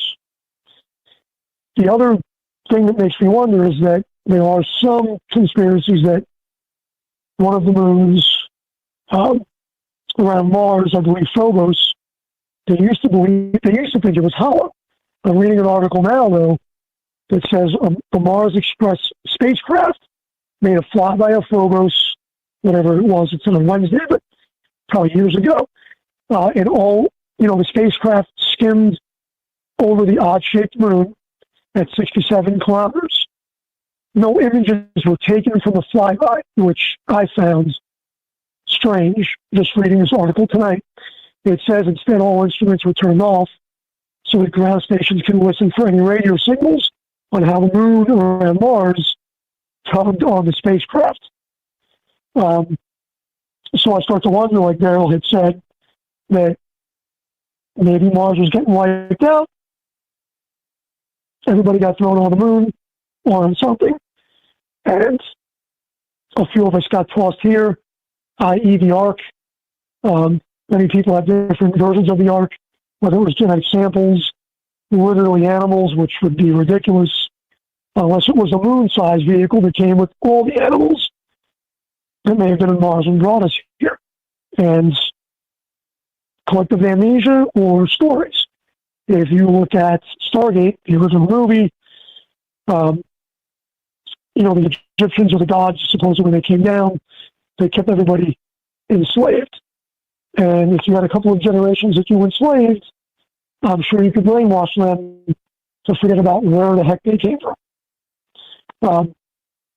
Really glad that Jennifer touched on Saturn. It's kind of funny because I have been looking into that here and there, and the hexagon, I think it is, whatever it is, it's on the moon, on one of the poles of Saturn, and the Saturn cult. Real interesting conversation. My thought is maybe the moon was sent here with some of us on it to populate this planet. A lot of that would account for the missing link. They say we can't find the missing link. Kind of almost seems like we just arrived here. Maybe there was some ancient species, Neanderthal or whatever, and when we got here, we wiped them out. The other thing is, when you hear about giants, if the gravity on Mars is maybe a little bit less, then maybe the people on Mars would be a little bit taller. And maybe they're the ones that brought us here, i.e. guardian angels or whatever you want to call them. And after a while, the breeding and the mixing and the generations of people giving birth, we got shorter or average height, 5'8", 6 feet, whatever. But not like the occasional skeletons that they supposedly find that are over 7 feet tall. Those are my thoughts. I don't know. Great stuff. I like how you're linking this back to Mars. That maybe there's a place. Odd that we're spending all this time and energy thinking about Mars. It's back in the zeitgeist. Elon Musk says we're going to make this happen. But fantastic points about all that stuff. The less gravity, maybe taller giants, that sort of thing. How it ties in. I really like the 25-hour circadian rhythm, and that's a thing. That's a real thing, and that's why a lot of people have just broken sleep patterns. They even if they get on for a little while, it breaks because they're not used to. Let's say wink wink being on Earth. You know what I'm saying? Great stuff. We got about a minute and a half left, so go ahead, Joe. Well, real quick, I know that like ever since I was a kid, I got to shut down in the middle of the day. I'll just anywhere between 1 and 3. I'll go out to the truck. I don't care how hot it is, and I'll zap out for 20 minutes. I don't even need to set an alarm. I just shut down.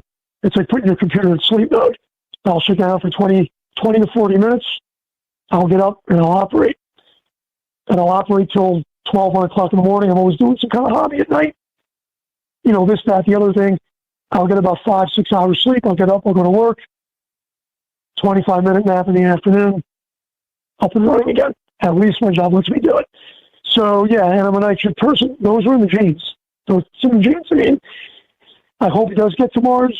If they find something, will we ever know? That remains to be seen. On that note, I'm sure you're out of time.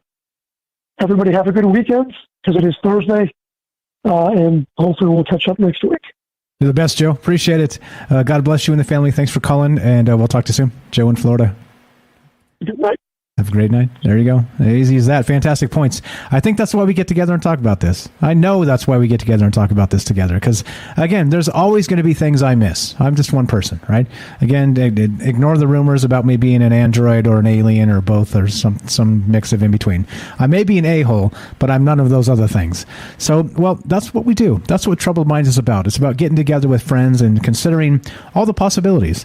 And the possibility tonight is, well, is there a time before the moon? And is it a time where maybe humanity remembers? And I think that's the deal here. That's the whole point of talking about these things, is because, you know, there's a reason for mythologies. They aren't, you know, in some cases, sure, you can say they're allegory, they're all the rest of this stuff. And, you know, they're written to teach people lessons and, you know, educate everybody else, sort of thing, right? But, well, there's also an element of maybe truth that comes from these, because stories entirely don't just come from falsehoods, they come from the human condition. And so that's the question. That's what we do on this show. That's why we hang out with fantastic friends of ours and all the amazing callers. And that's why we talk about crazy stuff. If you love the show, please spread the word. The deal is we keep doing this. We're going to keep on trucking Monday through Thursday, 7 p.m. Pacific, talking about all the things you never even want to consider, because, well, that's our lane. That's why we do this at 7 p.m. and not 7 a.m., because I'd have a horrific headache and nobody wants to hear about aliens at 7 a.m. As we finish, if you're listening to us on The Fringe FM, stay tuned for Joe Roop Lighting the Void.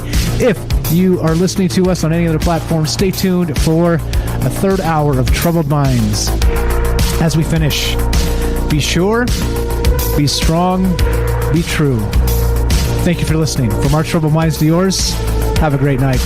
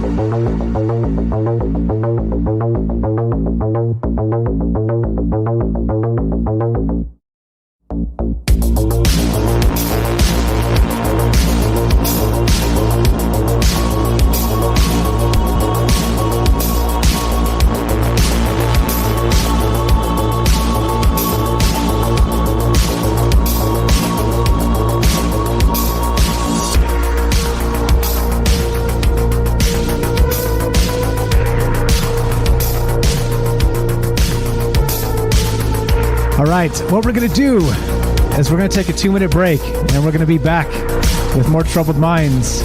You saw me with my bizarre stance and my odd smile. I'm amazed every night. Every night we do this and get together, all the amazing folks who just kind of take it outside the box. Just I try and bring something every night that's outside the box. But again, as we go, as Jay in New York always says, blowing up brains on a nightly basis. And just because let's consider all the possibilities. Let's get together and do this. And I've never ceased to be amazed by all the amazing phone calls and all the amazing smart folks that are not just locked in and way smarter than me, like I always say, but interested in these bizarre kinds of conversations. And to me, it's valuable. It's a valuable thing because when can you get them? When can you do them? Again, this is not water cooler talk. This is not talk for 7 a.m. before the coffee because, well, nobody wants to hear this crap at 7 a.m., that's for sure. But the deal is we're going to take a 2-minute break, and then we have a whole third hour of Troubled Minds coming up. So we're still talking about this. What do you know about a time on Earth before the moon? And then beyond that, do you think it's fact or fiction? Do you think it's mythology or not? Or somewhere in between? Jennifer and Derek also, and Joe there, Daryl as well. We're talking about maybe this time before the Earth had really become the Earth itself. We're talking about sort of a primordial humanity and maybe the relationship with the moon prior to the moon itself. So who knows? That's the question tonight. And have you heard of this and all the rest of this? So what we're going to do, we got Robert on the line, and we'll go to him as soon as we come back. But what we're going to do right this second is take a 2-minute break. I'm going to give you a little bit more music, and we will return in just one moment. More Troubled Minds and you coming up. This is Michael in exactly, well, approximately 2 minutes. 2-minute break. More Troubled Minds. More talk about the moon and you. And, well, when did it begin? Be right back. More on the way. Don't go anywhere.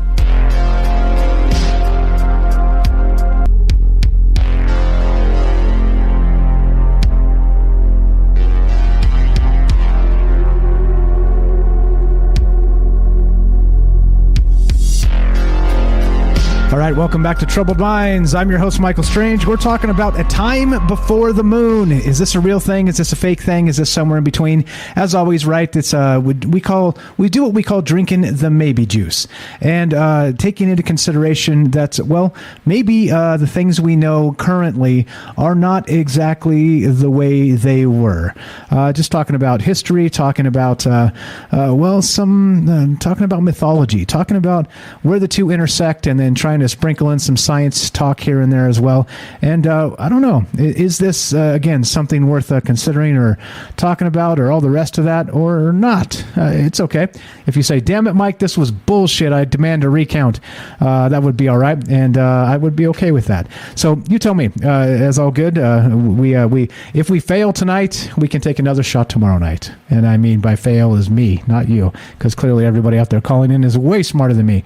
But we're still talking about it. If you want to be part of the show tonight, we got a third hour of Troubled Minds on the way. 702-957-1037. That's 702-957-1037. Speaking of people way smarter than me, let's go to our good friend Robert in Pennsylvania. I always want to say Virginia, but Robert in Pennsylvania. Welcome to the show, my friend. How are you tonight?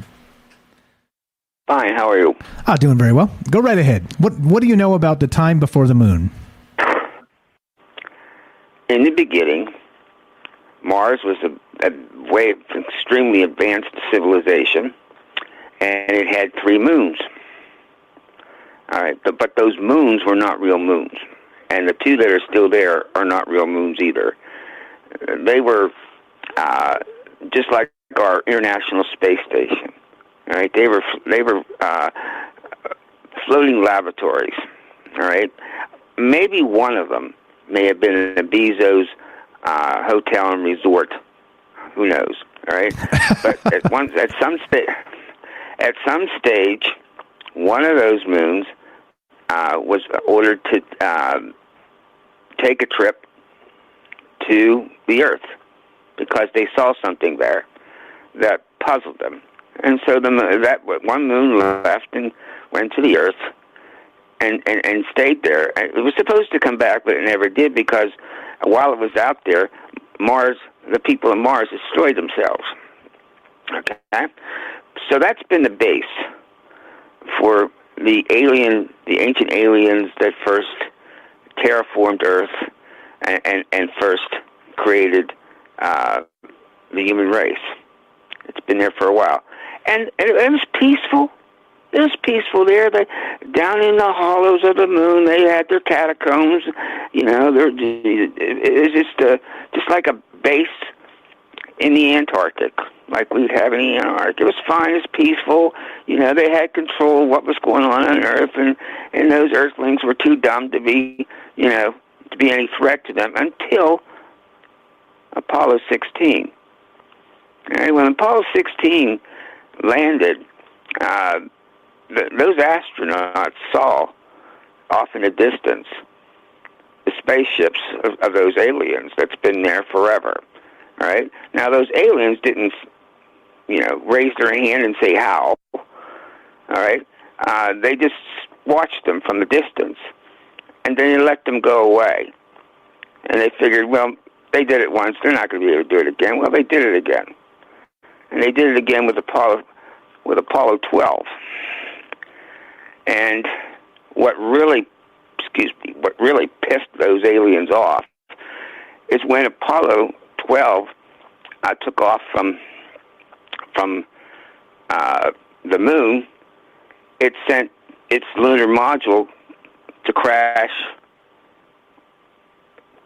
on the surface of the moon and cause the moon to ring for an hour.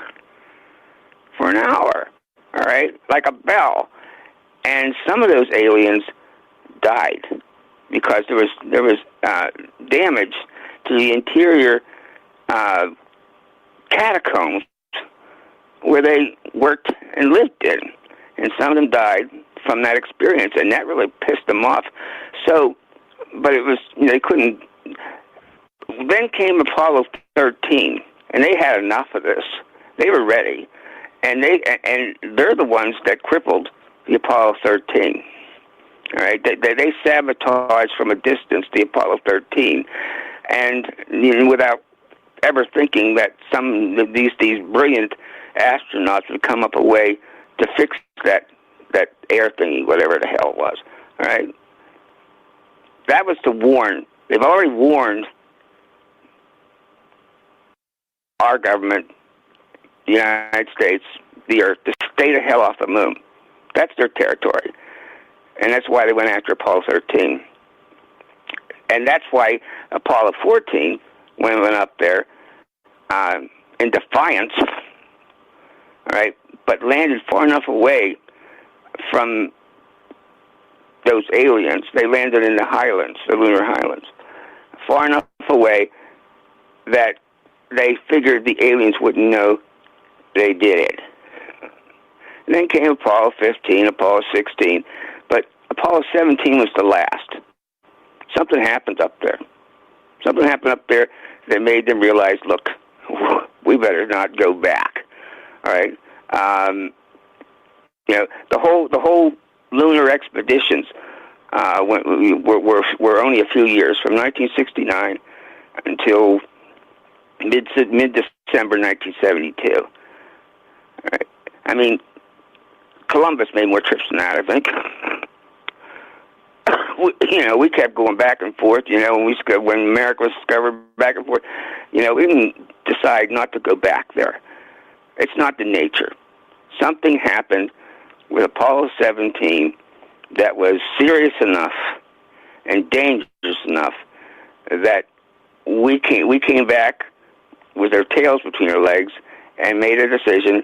We're going to not go back until we're prepared to go back to conquer the moon. And enter Space Force. Enter Space Force. That's enter Space Force, right. It took, 50 years? 50 years to put it all together, all right? And I can assure you, once and you've been talking about this for a long time now, this alien war, all right, that they're setting us up for not a war with Russia or a war with China, but they're actually going to set us up with an alien war.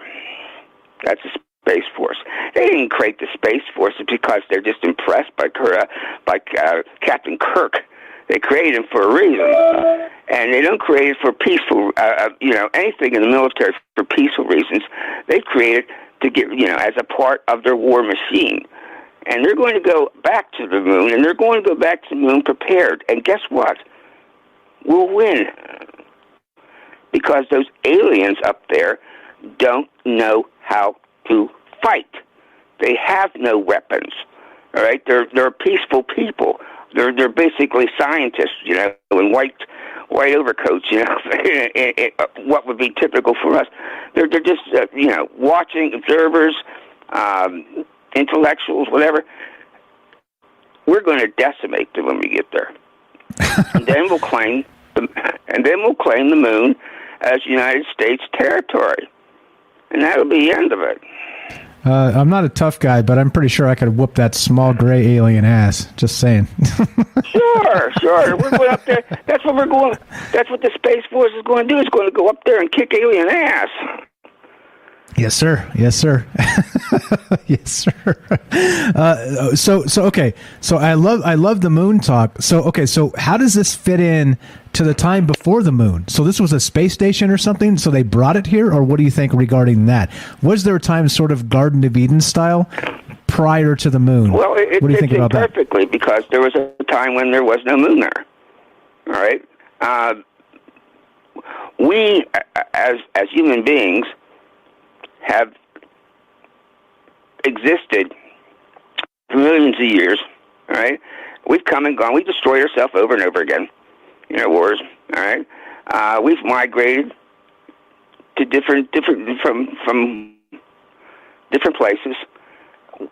We always lose our history, and we'll lose this one eventually. We'll lose our history, this one eventually, because that's what we are, you know, because we're foolish human beings who can't accept that somebody, you know, who can't look at somebody across the fence at somebody's green pastures and not want to invade them and take them. All right, that's what we are, and so when you say there's an amnesia, you're correct. You know, what it is word of mouth. Over thousands, you know, hundreds and thousands of years, word of mouth carrying over about a time there was no moon there, and then the moon was there. All right, and that was the original aliens that came down and used genetics, all right, on what would have been our bovine ancestors, and created people.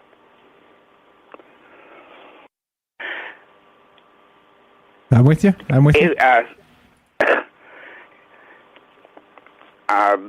Alien theorists say yes. Ancient astronaut theorists say yes. Ancient astronaut theorists say yes. I love it. I love it. No, okay, so fantastic. So the time before the moon was. So was that before the alien influence? Is what you're saying? So maybe the aliens brought it here as a space station, as a place to watch over us. Was that the thing here? Word of mouth. It's word of mouth over thousands, maybe even millenniums of people of people on the planet who looked out from their caves or whatever, and looked up one night and saw a moon there. All right, and then that story got carried down, just like the Bible, got carried down over thousands, maybe thousands of years, maybe even several millenniums. All right, word of mouth, and that's where those Greece philosophers, you know, picked up on it, because that kind of myth was around for long time before they started talking. And it's probably true that I think it is true. I think that our government knows that what's up there is not an artificial planet. I mean, a planet or a moon. It's an artificial satellite. All right. That anytime those aliens can pilot that moon out of our gravity and back to Mars, if it wants to, but it doesn't, and that's going to be their undoing. You know, once these people, these human beings with a terrible reputation for violence, first landed on Apollo 11, they should have thought, oh my God, look at their history. Let's get the hell out of here. And they didn't. And they should have. And of course, many times there are things we should have done and we didn't. And here we are. Well, look what the Indians, when Columbus came to Santiago, to the Caribbean areas, wherever he landed there, all right? They should have killed them all. Easy. Nobody would have known that it had been hundreds of years before. Yeah, the Indians should have killed them all right? While they had a chance. Right. And then it'll be hundreds of years before Europe would have known that the Earth wasn't flat and that these people and these strange lands existed. If they would have killed Columbus and his men right away. But they didn't know what the aliens know. That never accept a gift from people bearing armor. Anyway, I really do think, and this is my maybe juice, by the way, and it's a big cup. All right, a big cup of maybe juice. That moon up there was put there. It was steered there a long time ago. It was the third moon of Mars. Look, Mercury has no moon. Venus has no moon. Why would Earth have a moon and Mars have two? Yeah, or including all the rest, right? And not only that, we're talked about there's the shenanigans with the moon. Yeah, when you start with Mars, there's the moons, and you go out to towards Pluto, and all those other planets have moons. But the three from the sun, the first two from the sun have no moons, and frankly, the Earth shouldn't have one either. All right, because the other planets have more than one. All right, that's why I think that the moon we have was originally the third moon of Mars. Fair enough. Perfect. Great stuff from Robert. As always, you were the best, my friend. And Robert has a book. Check it out. Links in the description. He hates when I do it. I'm going to do it right here when he's on the air. Check out Robert's book. He's a brilliant writer, sort of in the vein of Philip K. Dick. I know that's a little flattering, but it's the truth. It's the truth. Check it out. It's called Stories from a Fractured Mind, the Robert Collection. Robert, you're the best. Thanks for the call. Thanks for listening. Talk to you soon. Okay. We'll talk to you Monday. All right. Sounds good. God bless you and the family. Have a great weekend. Thanks, bro. You too. Thank you. There you go. Easy as that. We're talking about aliens. We're talking about all kinds of stuff, and that's what we call drinking the maybe juice. We call drinking the maybe juice all the rest of this stuff, including the time before the moon. All right, we're talking about, was there a sort of prehistory that happened with the moon, and it came into existence in the presence of humanity in some capacity? That's the question tonight, right? There are mythologies about, the moon being created through this effect, that thing, the dragons in the sky, this, the other, the one, like you could track down pretty much every mythology has something about the creation of the sun, the creation of the moon. Sometimes they're related, sometimes they're not. All the rest of this, like, it's literally the world over. You can see this the world over. And so in some of these mythologies, they're describing the moon as being, well, not there in the sky just yet. So, yeah, as we do this, we're going to keep on trucking, talking about our stuff. If you want to be a part of the show tonight, 702-957-1037. That's 702-957-1037. Troubleminds.org. Click the Discord link.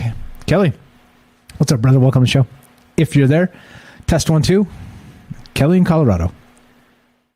Good evening. How you doing? Fantastic, man. How about you? Go right ahead, sir. Not bad. Just listening to the show. Right on. We're off the rails tonight, aren't we? It's Jennifer's. We met half of a Night Stalker's. His Wi-Fi went out or something. Yeah. Poor guy was.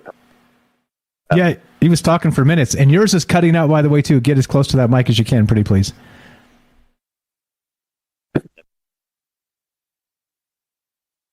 Hello? I hear you, sort of. Try again. Hold on. Okay. All right, thank you. No problem. No problem. All right, so Jennifer's going to call back in just a minute as well. So looks like we had Matt in California trying to jump in, but I think he realized Kelly was on, so he hopped off. So we got plenty to say tonight, so that's okay. We got time, guys. Remember, it is if you're into it and you got to get on the show. We've got time for you. It's Friday night as far as Troubled Minds is concerned, because we don't have a Friday show typically. So it is Friday night, so we will go long if we have to. Don't worry, we've got time for you.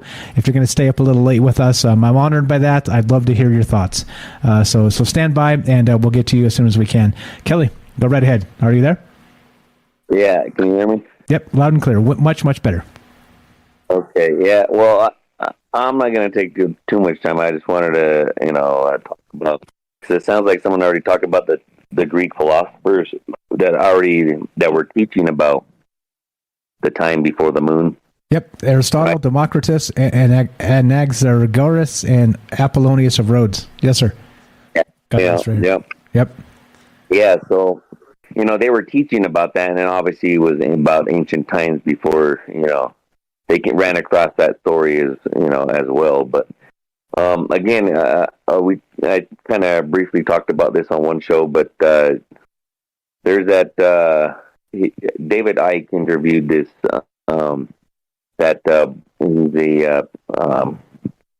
I guess he would be called a preacher or something, but like from Africa, right?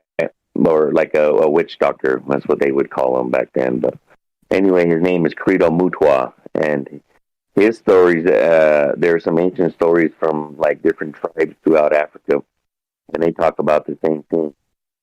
That there was a time before the moon, and when they brought the moon here, it had created a lot of chaos on the planet, which would be earthquakes, or whatever, volcanoes, whatnot. Obviously the tides, or some flooding and stuff like that. But and that story, the ancient story about that one, is he said it was two twin brothers, and they were reptilians, and they brought the moon here, and when they did, like you said, it caused a lot of chaos and stuff like that. And that's some of the reptilian brothers, or the space brothers that they talk about, that that taught their people knowledge, their tribe, some ancient space knowledge as well. He's got some crazy. If you get on their video, there's a video on it. Credo Mutwa, interviewed by David Icke. But yeah, man, it's a pretty crazy story. That's been ancient verbal ones, just like what Robert was talking about. Thousands of years of these stories have been passed down. But there's also in the Aboriginals, they also have some ancient stories about that times before the moon. And then obviously the old story too, and it's actually. There's two stories. One that talks about the creation of, it's the 7 tablets of creation, and that wasn't, and that's Sumerian. That's the whole thing. Like the whole Bible, the creation of, the universe, the earth, moon, and stars, humans, the deluge, all that stuff, and that was even. What's interesting is between the people who are deciphering it, it's the same stories as what that's why I believe a lot on what like the Lost Book of Inky and stuff, that Zechariah Stinson, it's the same stories about that. But the point I was getting to was the time when it was at planet Tiamat, and they were battling with the planet Nibiru, and in that story, the moon was actually Tiamat's moon. It was that was its satellite, and then the creation of the Earth was the top part of Tiamat, and then over time, they created like what biblical would say that it's the Fairmount, the waters above and below, which is, kind of like the crustal plates of the Earth, right? Because, there's tons of water underground as well. They say there's more than that than in the oceans and on the surface of the planet. But anyway, they were saying that in that story, they bought that moon, that satellite was to become her satellite. And then further on down the story, it was Enki and his son, Marduk. Marduk's actually even mentioned in the Bible. But in the story is that those two go to the moon, and they go there for a very long time, actually. And it was supposed to be like Enki is talking, I guess explaining a lot of stuff to his son, Marduk, because he was very impatient. He wanted his time to rule. But they went to the moon for a very long time, and they were, people were, it was like there was a time where they just disappeared for, I don't know, for years. And what's interesting is all the anomalies with the moon, they think that thing's got like either a force field around it or made of something, or it was hollowed out. And somehow it's being able to, deflect, all these, that's what's interesting to me, is that they can deflect. It deflects like whatever's going to hit it, whether it be, I don't know, it could even be a comet, but asteroids, anything that hits it only goes to a certain depth. We all heard the story that it said that NASA says it rang like a bell when it was dropped. That part they dropped, and what they wanted to nuke it at one time to see what would happen if they could even, like make it a bigger hole. But some of those could be just stories, we never know. But that I just wanted to bring in those stories, is that there was a time. What'd be interesting is, there's other planets that don't have the moon, have a moon. So, I understand that, the moon creates tidals, how it creates, the tidal waves. They say that's, creation of a lot of life. But if that was the case, maybe what would it be like if the Earth didn't have a moon at the time? Would we still have the same life? Because it was already here, or did it help advance other life forms? Yeah, I don't know. That's the question here. That's why we're talking about this. Is it a weird? I don't know. Like regarding all of it, I think the most bizarre part to me, clearly, I think there was a time on the Earth where there was no moon, right? I think because at some point it had to be created, either whatever any of these hypotheses were. And you're bringing up Zecharia Sitchin and the whole Anunnaki story, right? Which in their story, it's a collision. It's Tiamat, right?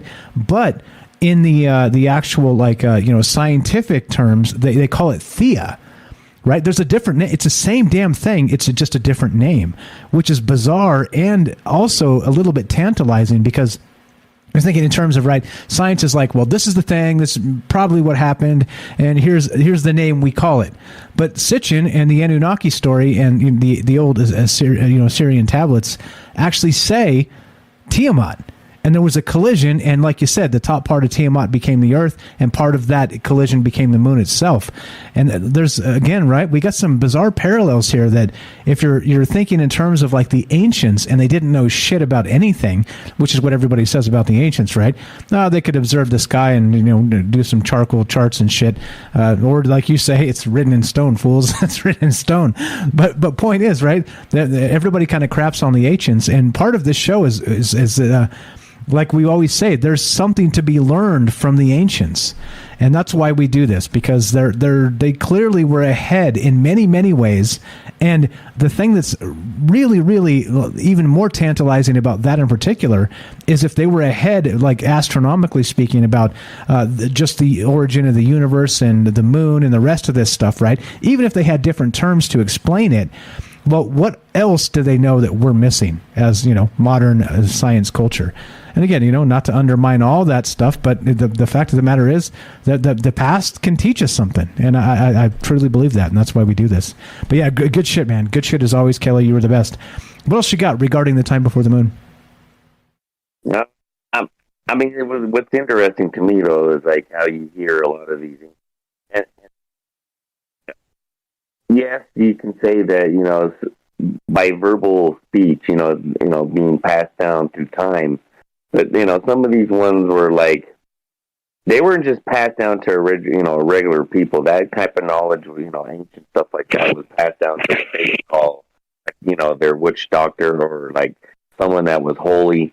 Their holy man of the thing, where some of that ancient history was passed down, but it was, verbal for thousands of years, But with that, I would like to say that it was interesting to me to listen to that these people were there was people here on the planet.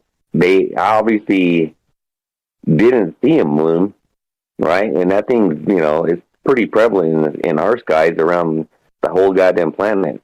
So if that was the case and they didn't have a moon and then they say it was slowly brought here, I mean, that's pretty crazy, man. For me, to be there when that would happen, what kind of cataclysm that would have fucking started. Because if you think about, think about the science says, right, there could have been multiple deluges, right? Because the planet, you have an ice age, you have the melting, and a shelf could have, slid, the water the whole time. But at the time from the time when these stories from the ancient Sumerian, it's got to be around the same time where it was an ending of an ice age when they, from what I gather from the sounds of these stories, right? There was only partial parts of maybe the Earth that was only that they could land on or even walk on. Most of it was just ice, and then over time, like all these shards when they came around, obviously it helped change the planet. So if that's the case, then you add the moon to it, and of course it would help. Probably help that whatever was on the planet at the time. So yeah, man, it's a pretty interesting story, because it's not just in particular, in just one area. It's all, that's another story that's a worldwide, throughout history. There's other cultures that talk about there was no one here. That's what's crazy about it. Exactly. Amen to that. Always great shit, Kelly. Anything else you got for us? No, brother. That was it. I appreciate it. Good stuff as always. Kelly's our resident Anunnaki expert. He's very, very deep into the Lost Book of Enki and the Anunnaki and the Zechariah Sitchin translations of the Assyrian tablets. Good stuff, my man. Always a pleasure. Tell Michelle we said hello. God bless you and the family. Have a fantastic weekend, brother. Thanks for hanging out with us. All right, man. You guys do it. You guys take it easy. Thanks a lot, man. Thanks a lot. All right. We're going to keep on doing our thing. We're talking about, was there a time before the moon? And not just that, of course, clearly I think in cosmology, there probably was, right? However, there seems to be some chatter out there, even in the ancient times, about particular philosophers that were discussing actual people that lived in a time where there was no moon, which kind of makes you raise an eyebrow and kind of makes you wonder, right? And it kind of makes you want to slam some maybe juice and consider WTF is really going on in the world we live in. Is there something to this? Is this a bunch of BS? Is this somewhere in between? That's why we get together and talk about this. What do you know about the time before the moon? 702-957-1037. That's 702-957-1037. Let's go to Jennifer. Jennifer wanted to call back in. Welcome back to the show. Go right ahead, my friend.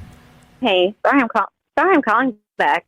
No, you're good. No, you're good. Literally 100%. This is exactly why we do the third hour, because it kind of, no radio breaks if because you only have so much time because of those half-hour break schedule things.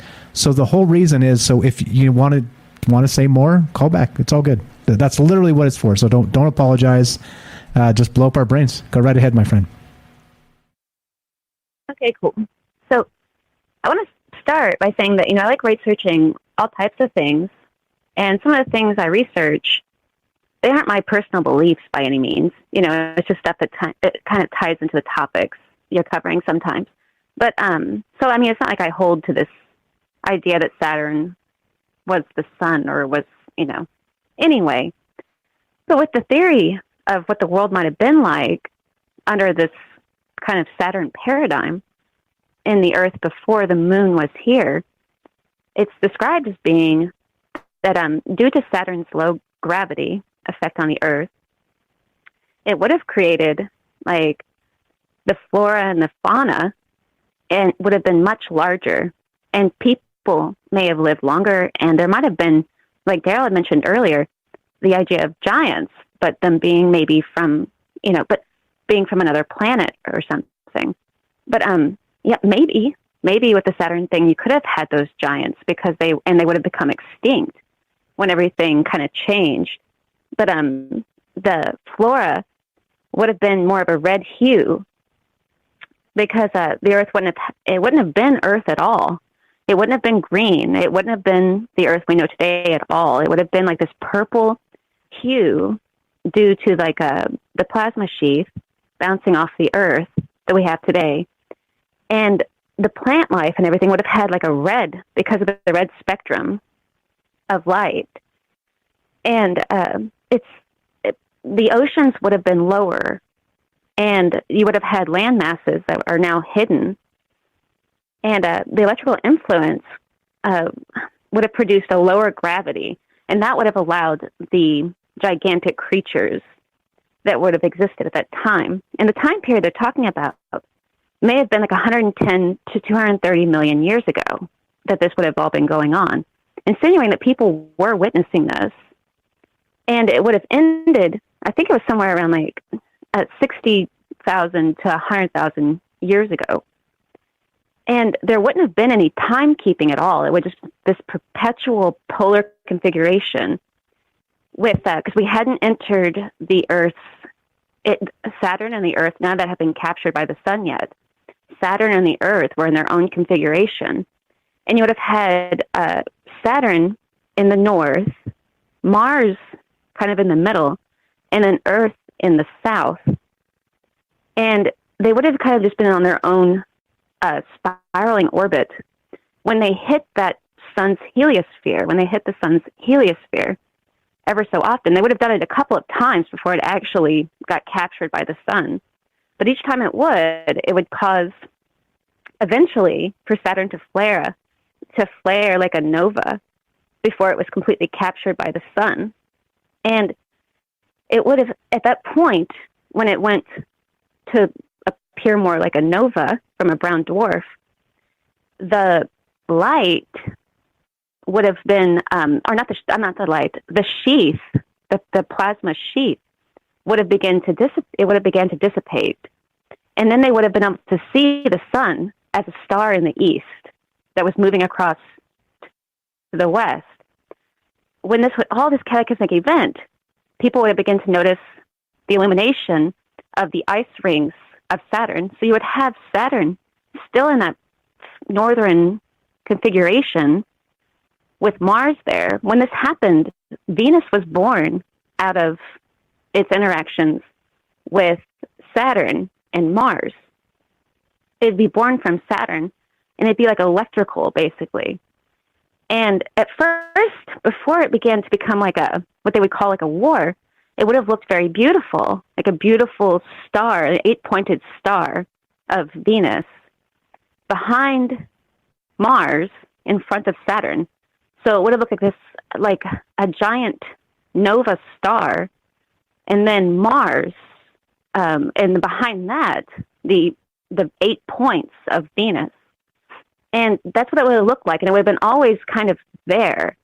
And the rings, because of the sun shining and illuminating the frozen ice of Saturn, would have begun to create the perception of time, because they would see that the rings and the sun shining through them they would begin to tell time at that point.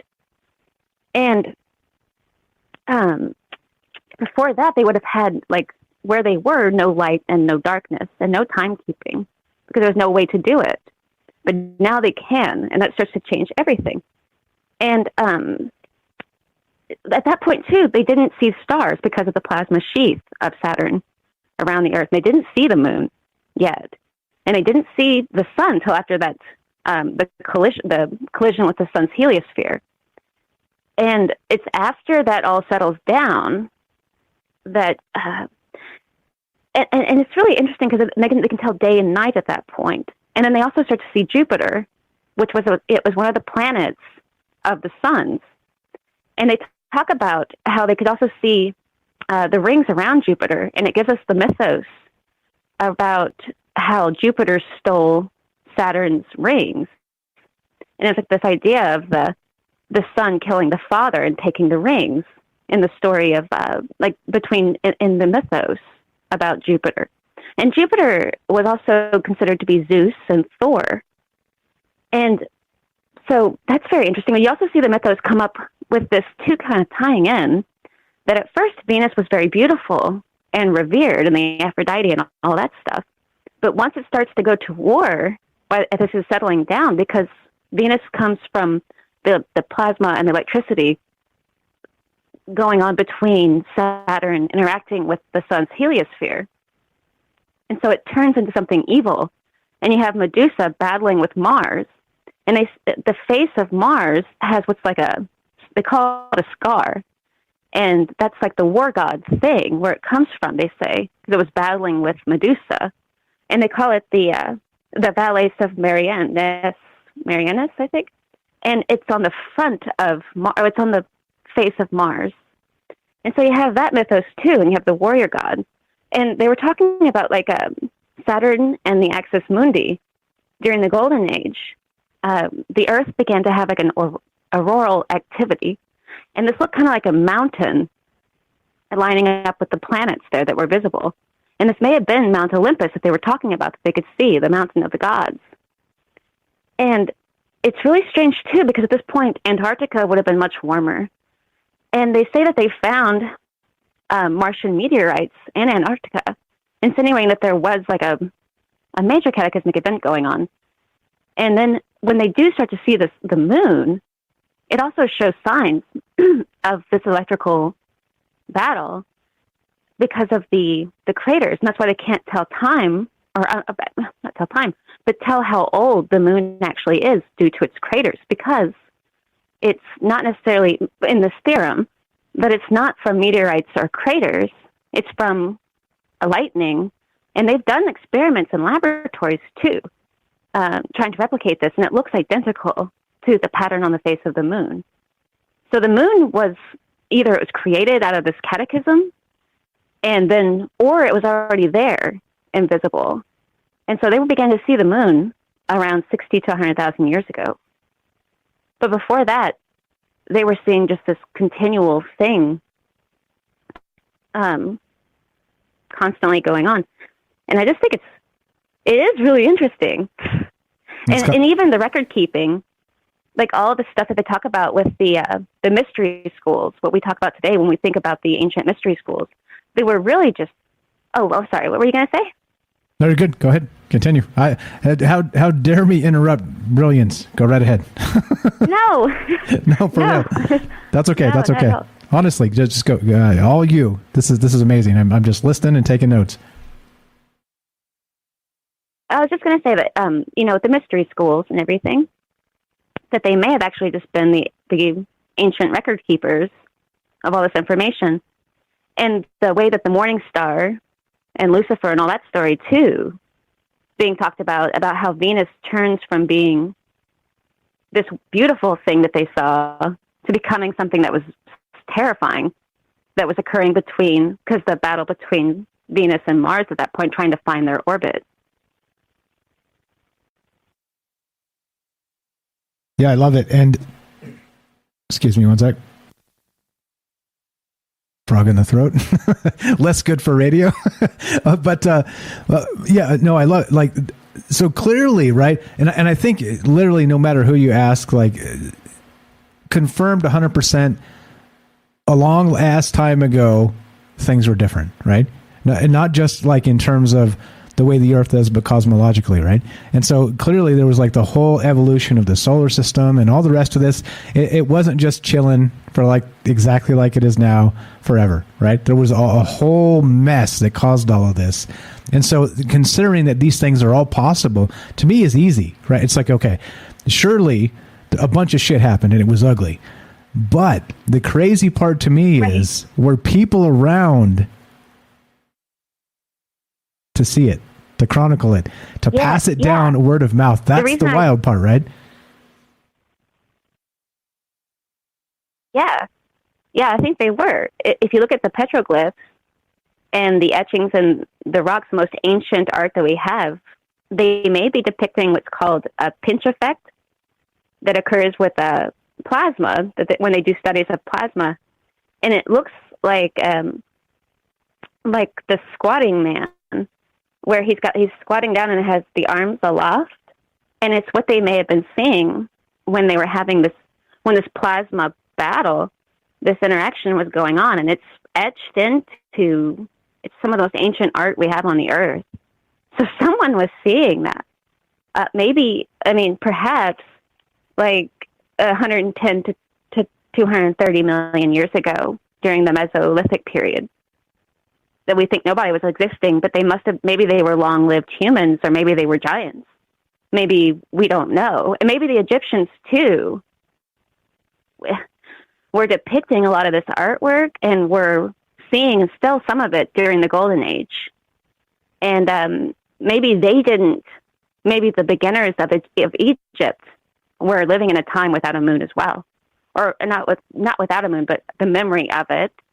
And then we're beginning to transfer their whole mythos over to this new paradigm of the Silver Age, and going into all of that.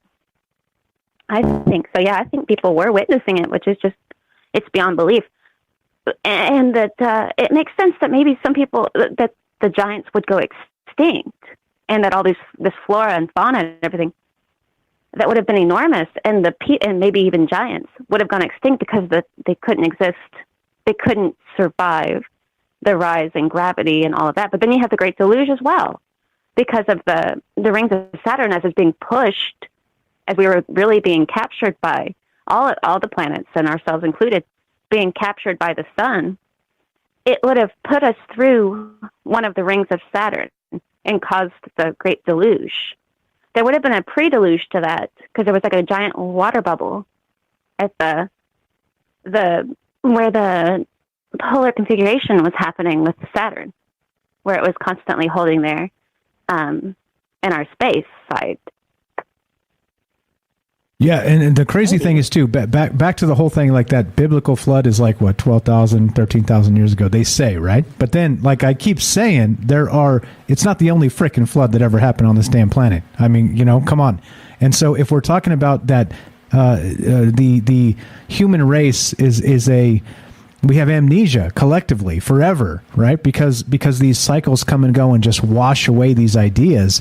Still, people persist. Even in some cases, they've said that the human race was survived by 1,000 members at any one time on the planet. Like, we barely made it through one of these whatever the hell it was, these extinction events, or whatever this stuff is. And, to me, that's the fascinating part. These longer count calendars, these huge cycles and you're talking in terms of millions of years here. Like, we're talking, what, like 10 million years, 100 million? I don't even know, right? Like, the numbers become wild.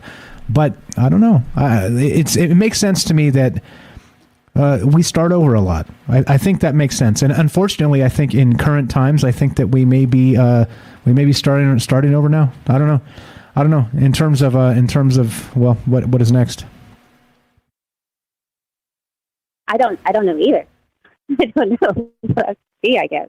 But I mean, I think if they go back to 60,000 BC, that's like 300 something thousand years ago, that they would have been like, oh, the moon.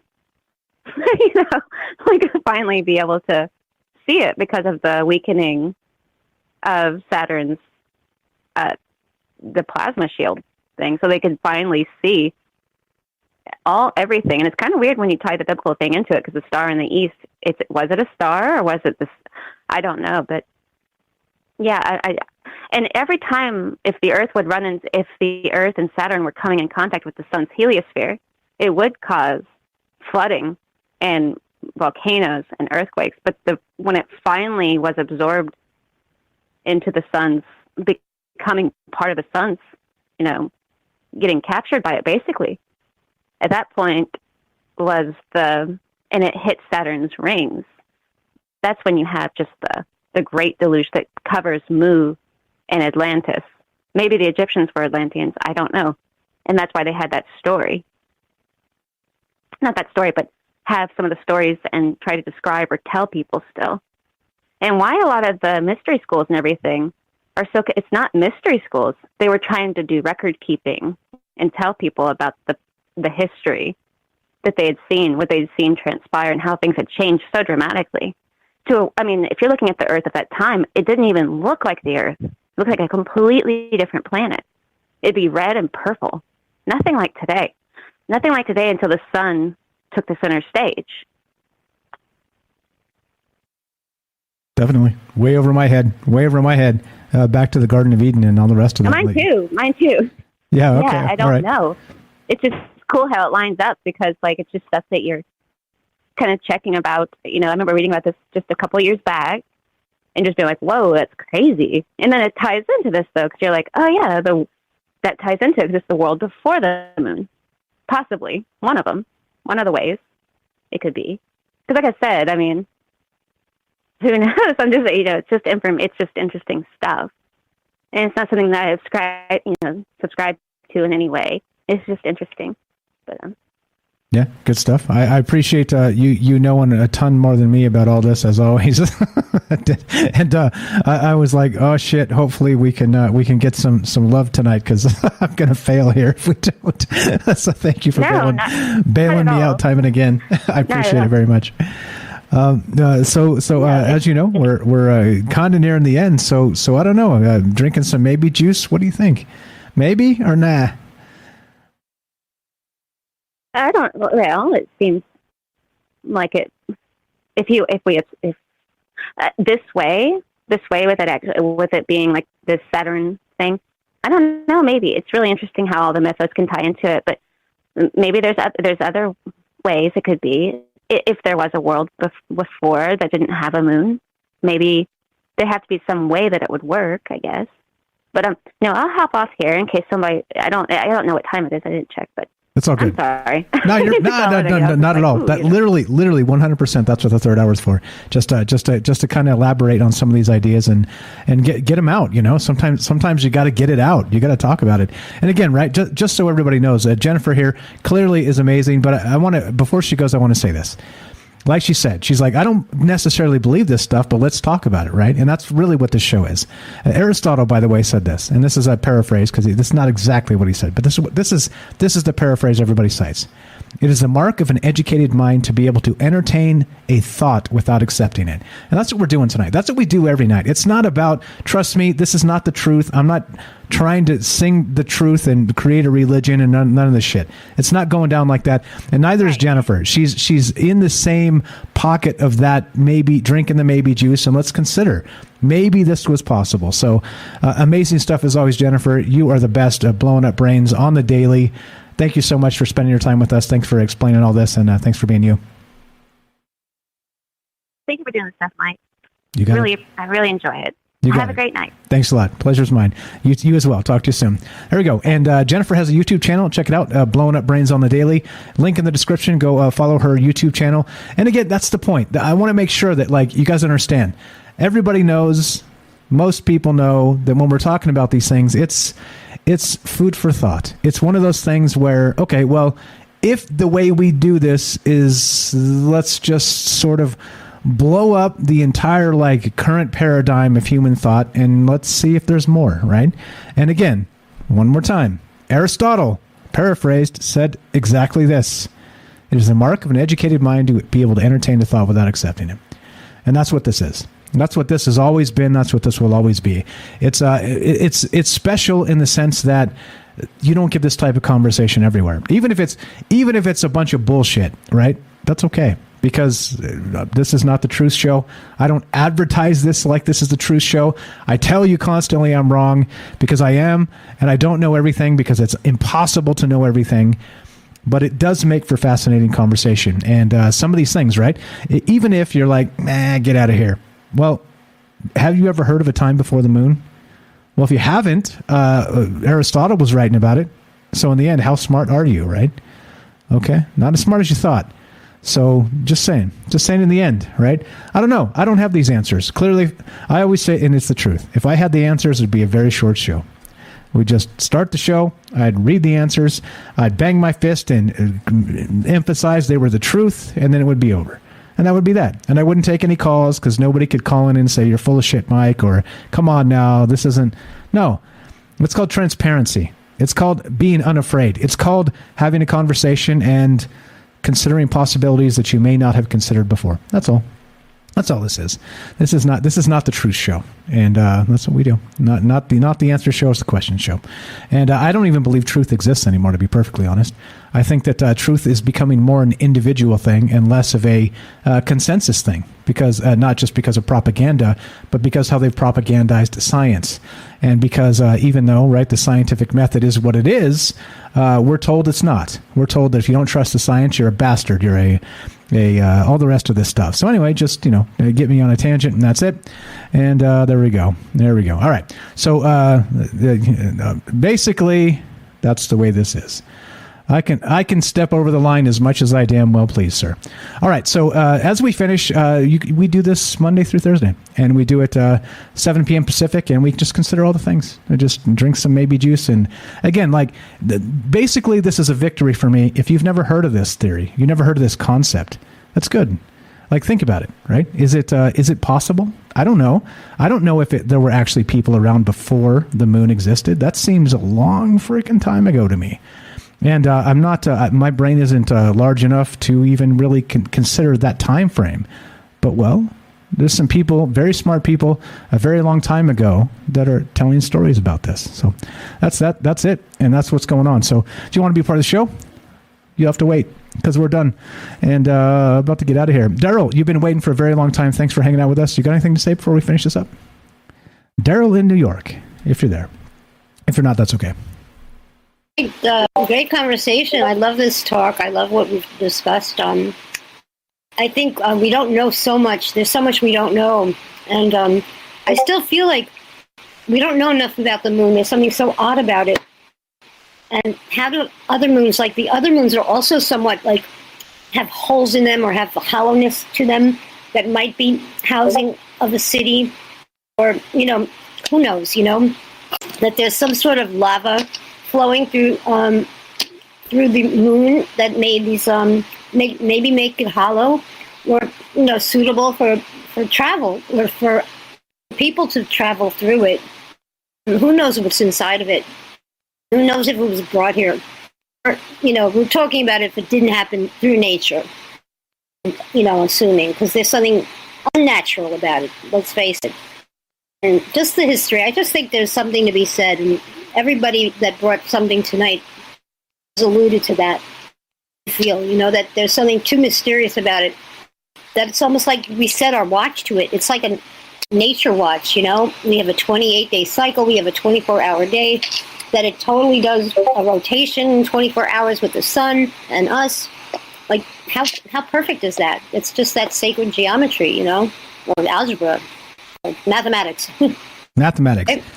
And great point as we finish this up. So it kind of comes down to, right, are you very much like Signs? I cite this from time to time, M. Night Shyamalan, right? That movie was about aliens, but it was not. It was more about people.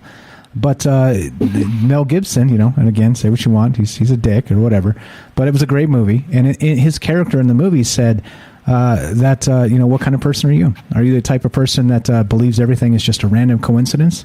That we are lucky mud derived from well, whatever it is, the primordial soup for however the hell long ago?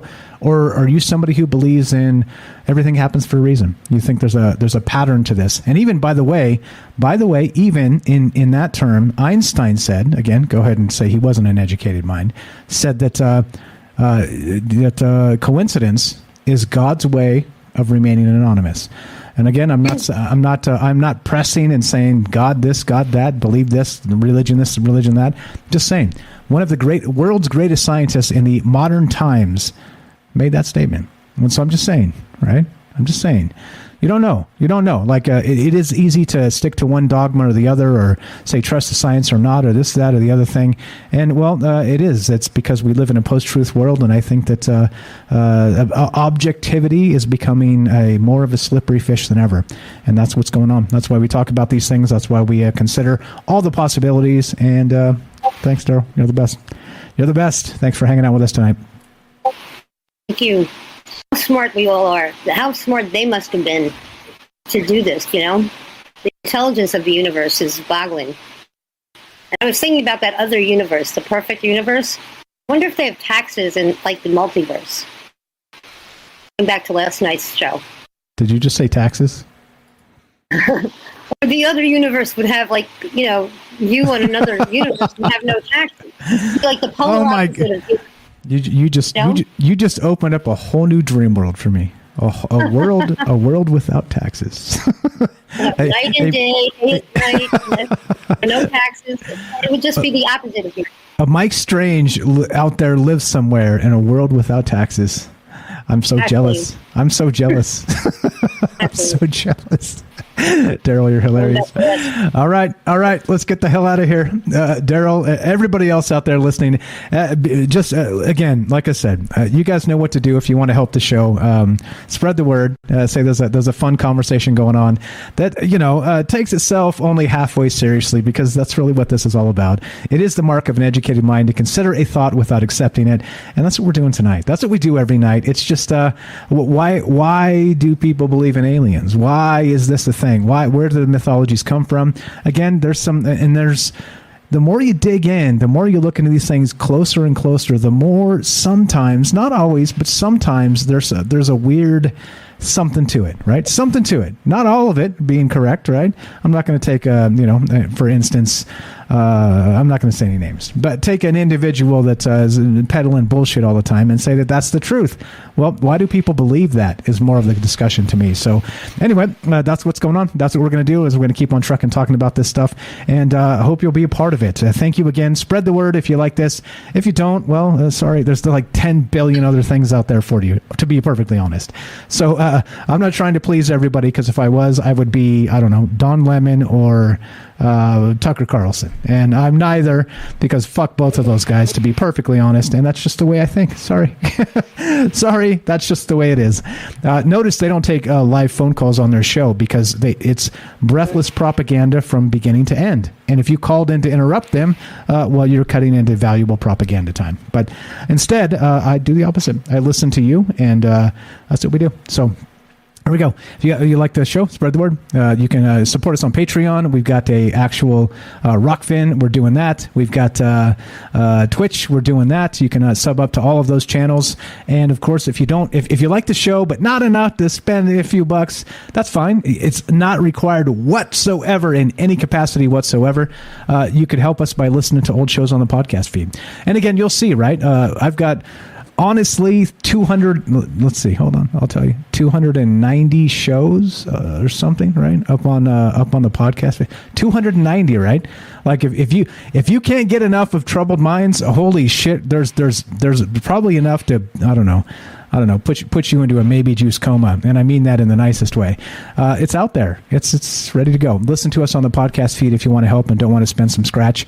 And there's ads baked in, and every time you listen, there's a few cents coming my way, and I appreciate that very much. So let's do it. Let's get the F out of here. Let's do it. I'm going to smash some exit music for a film. If you guys are Radiohead fans, not actually that, but we'll smash this. No Jay tonight, so we'll do the J-Tro without him. How about this? How about a little Margaret Mead for our good friend Daryl in New York? You quote Margaret Mead better than me. All right. I don't have any name. I got it. I got it. Here we go. This is the way it goes. This one's for Daryl. All right. If you love the show, spread the word. You know what to do. Patreon, Rockfin, Twitch. If you don't want to spend money, podcast feed, easy peasy. Join the Discord. Come meet all the nice people that are a part of this. It's not just me, it's us. Like I always say, I'm me, you're you, together we're us. That Aristotle quote, too, is amazing. Look, this is not the truth. I'm not here trying to fucking tell you that I'm telling you the truth. I'm saying let's consider all the possibilities. That's all. It's a simple thing. All the rest of those propagandist assholes are trying to tell you the truth. And let me tell you what? For a fucking fact, they're wrong. That's the truth I can tell you. Those propagandist assholes are wrong. And there you go. That's as passionate as I'll get tonight. And here we go. There we go. From Margaret Mead, as we do the outro, this is for our good friend Daryl in New York. Never doubt that a small group of thoughtful, committed citizens can change the world. Indeed, it's the only thing that ever has. And as we finish, thank you for listening. Be sure, be strong, be true. From our troubled minds to yours, have a great night.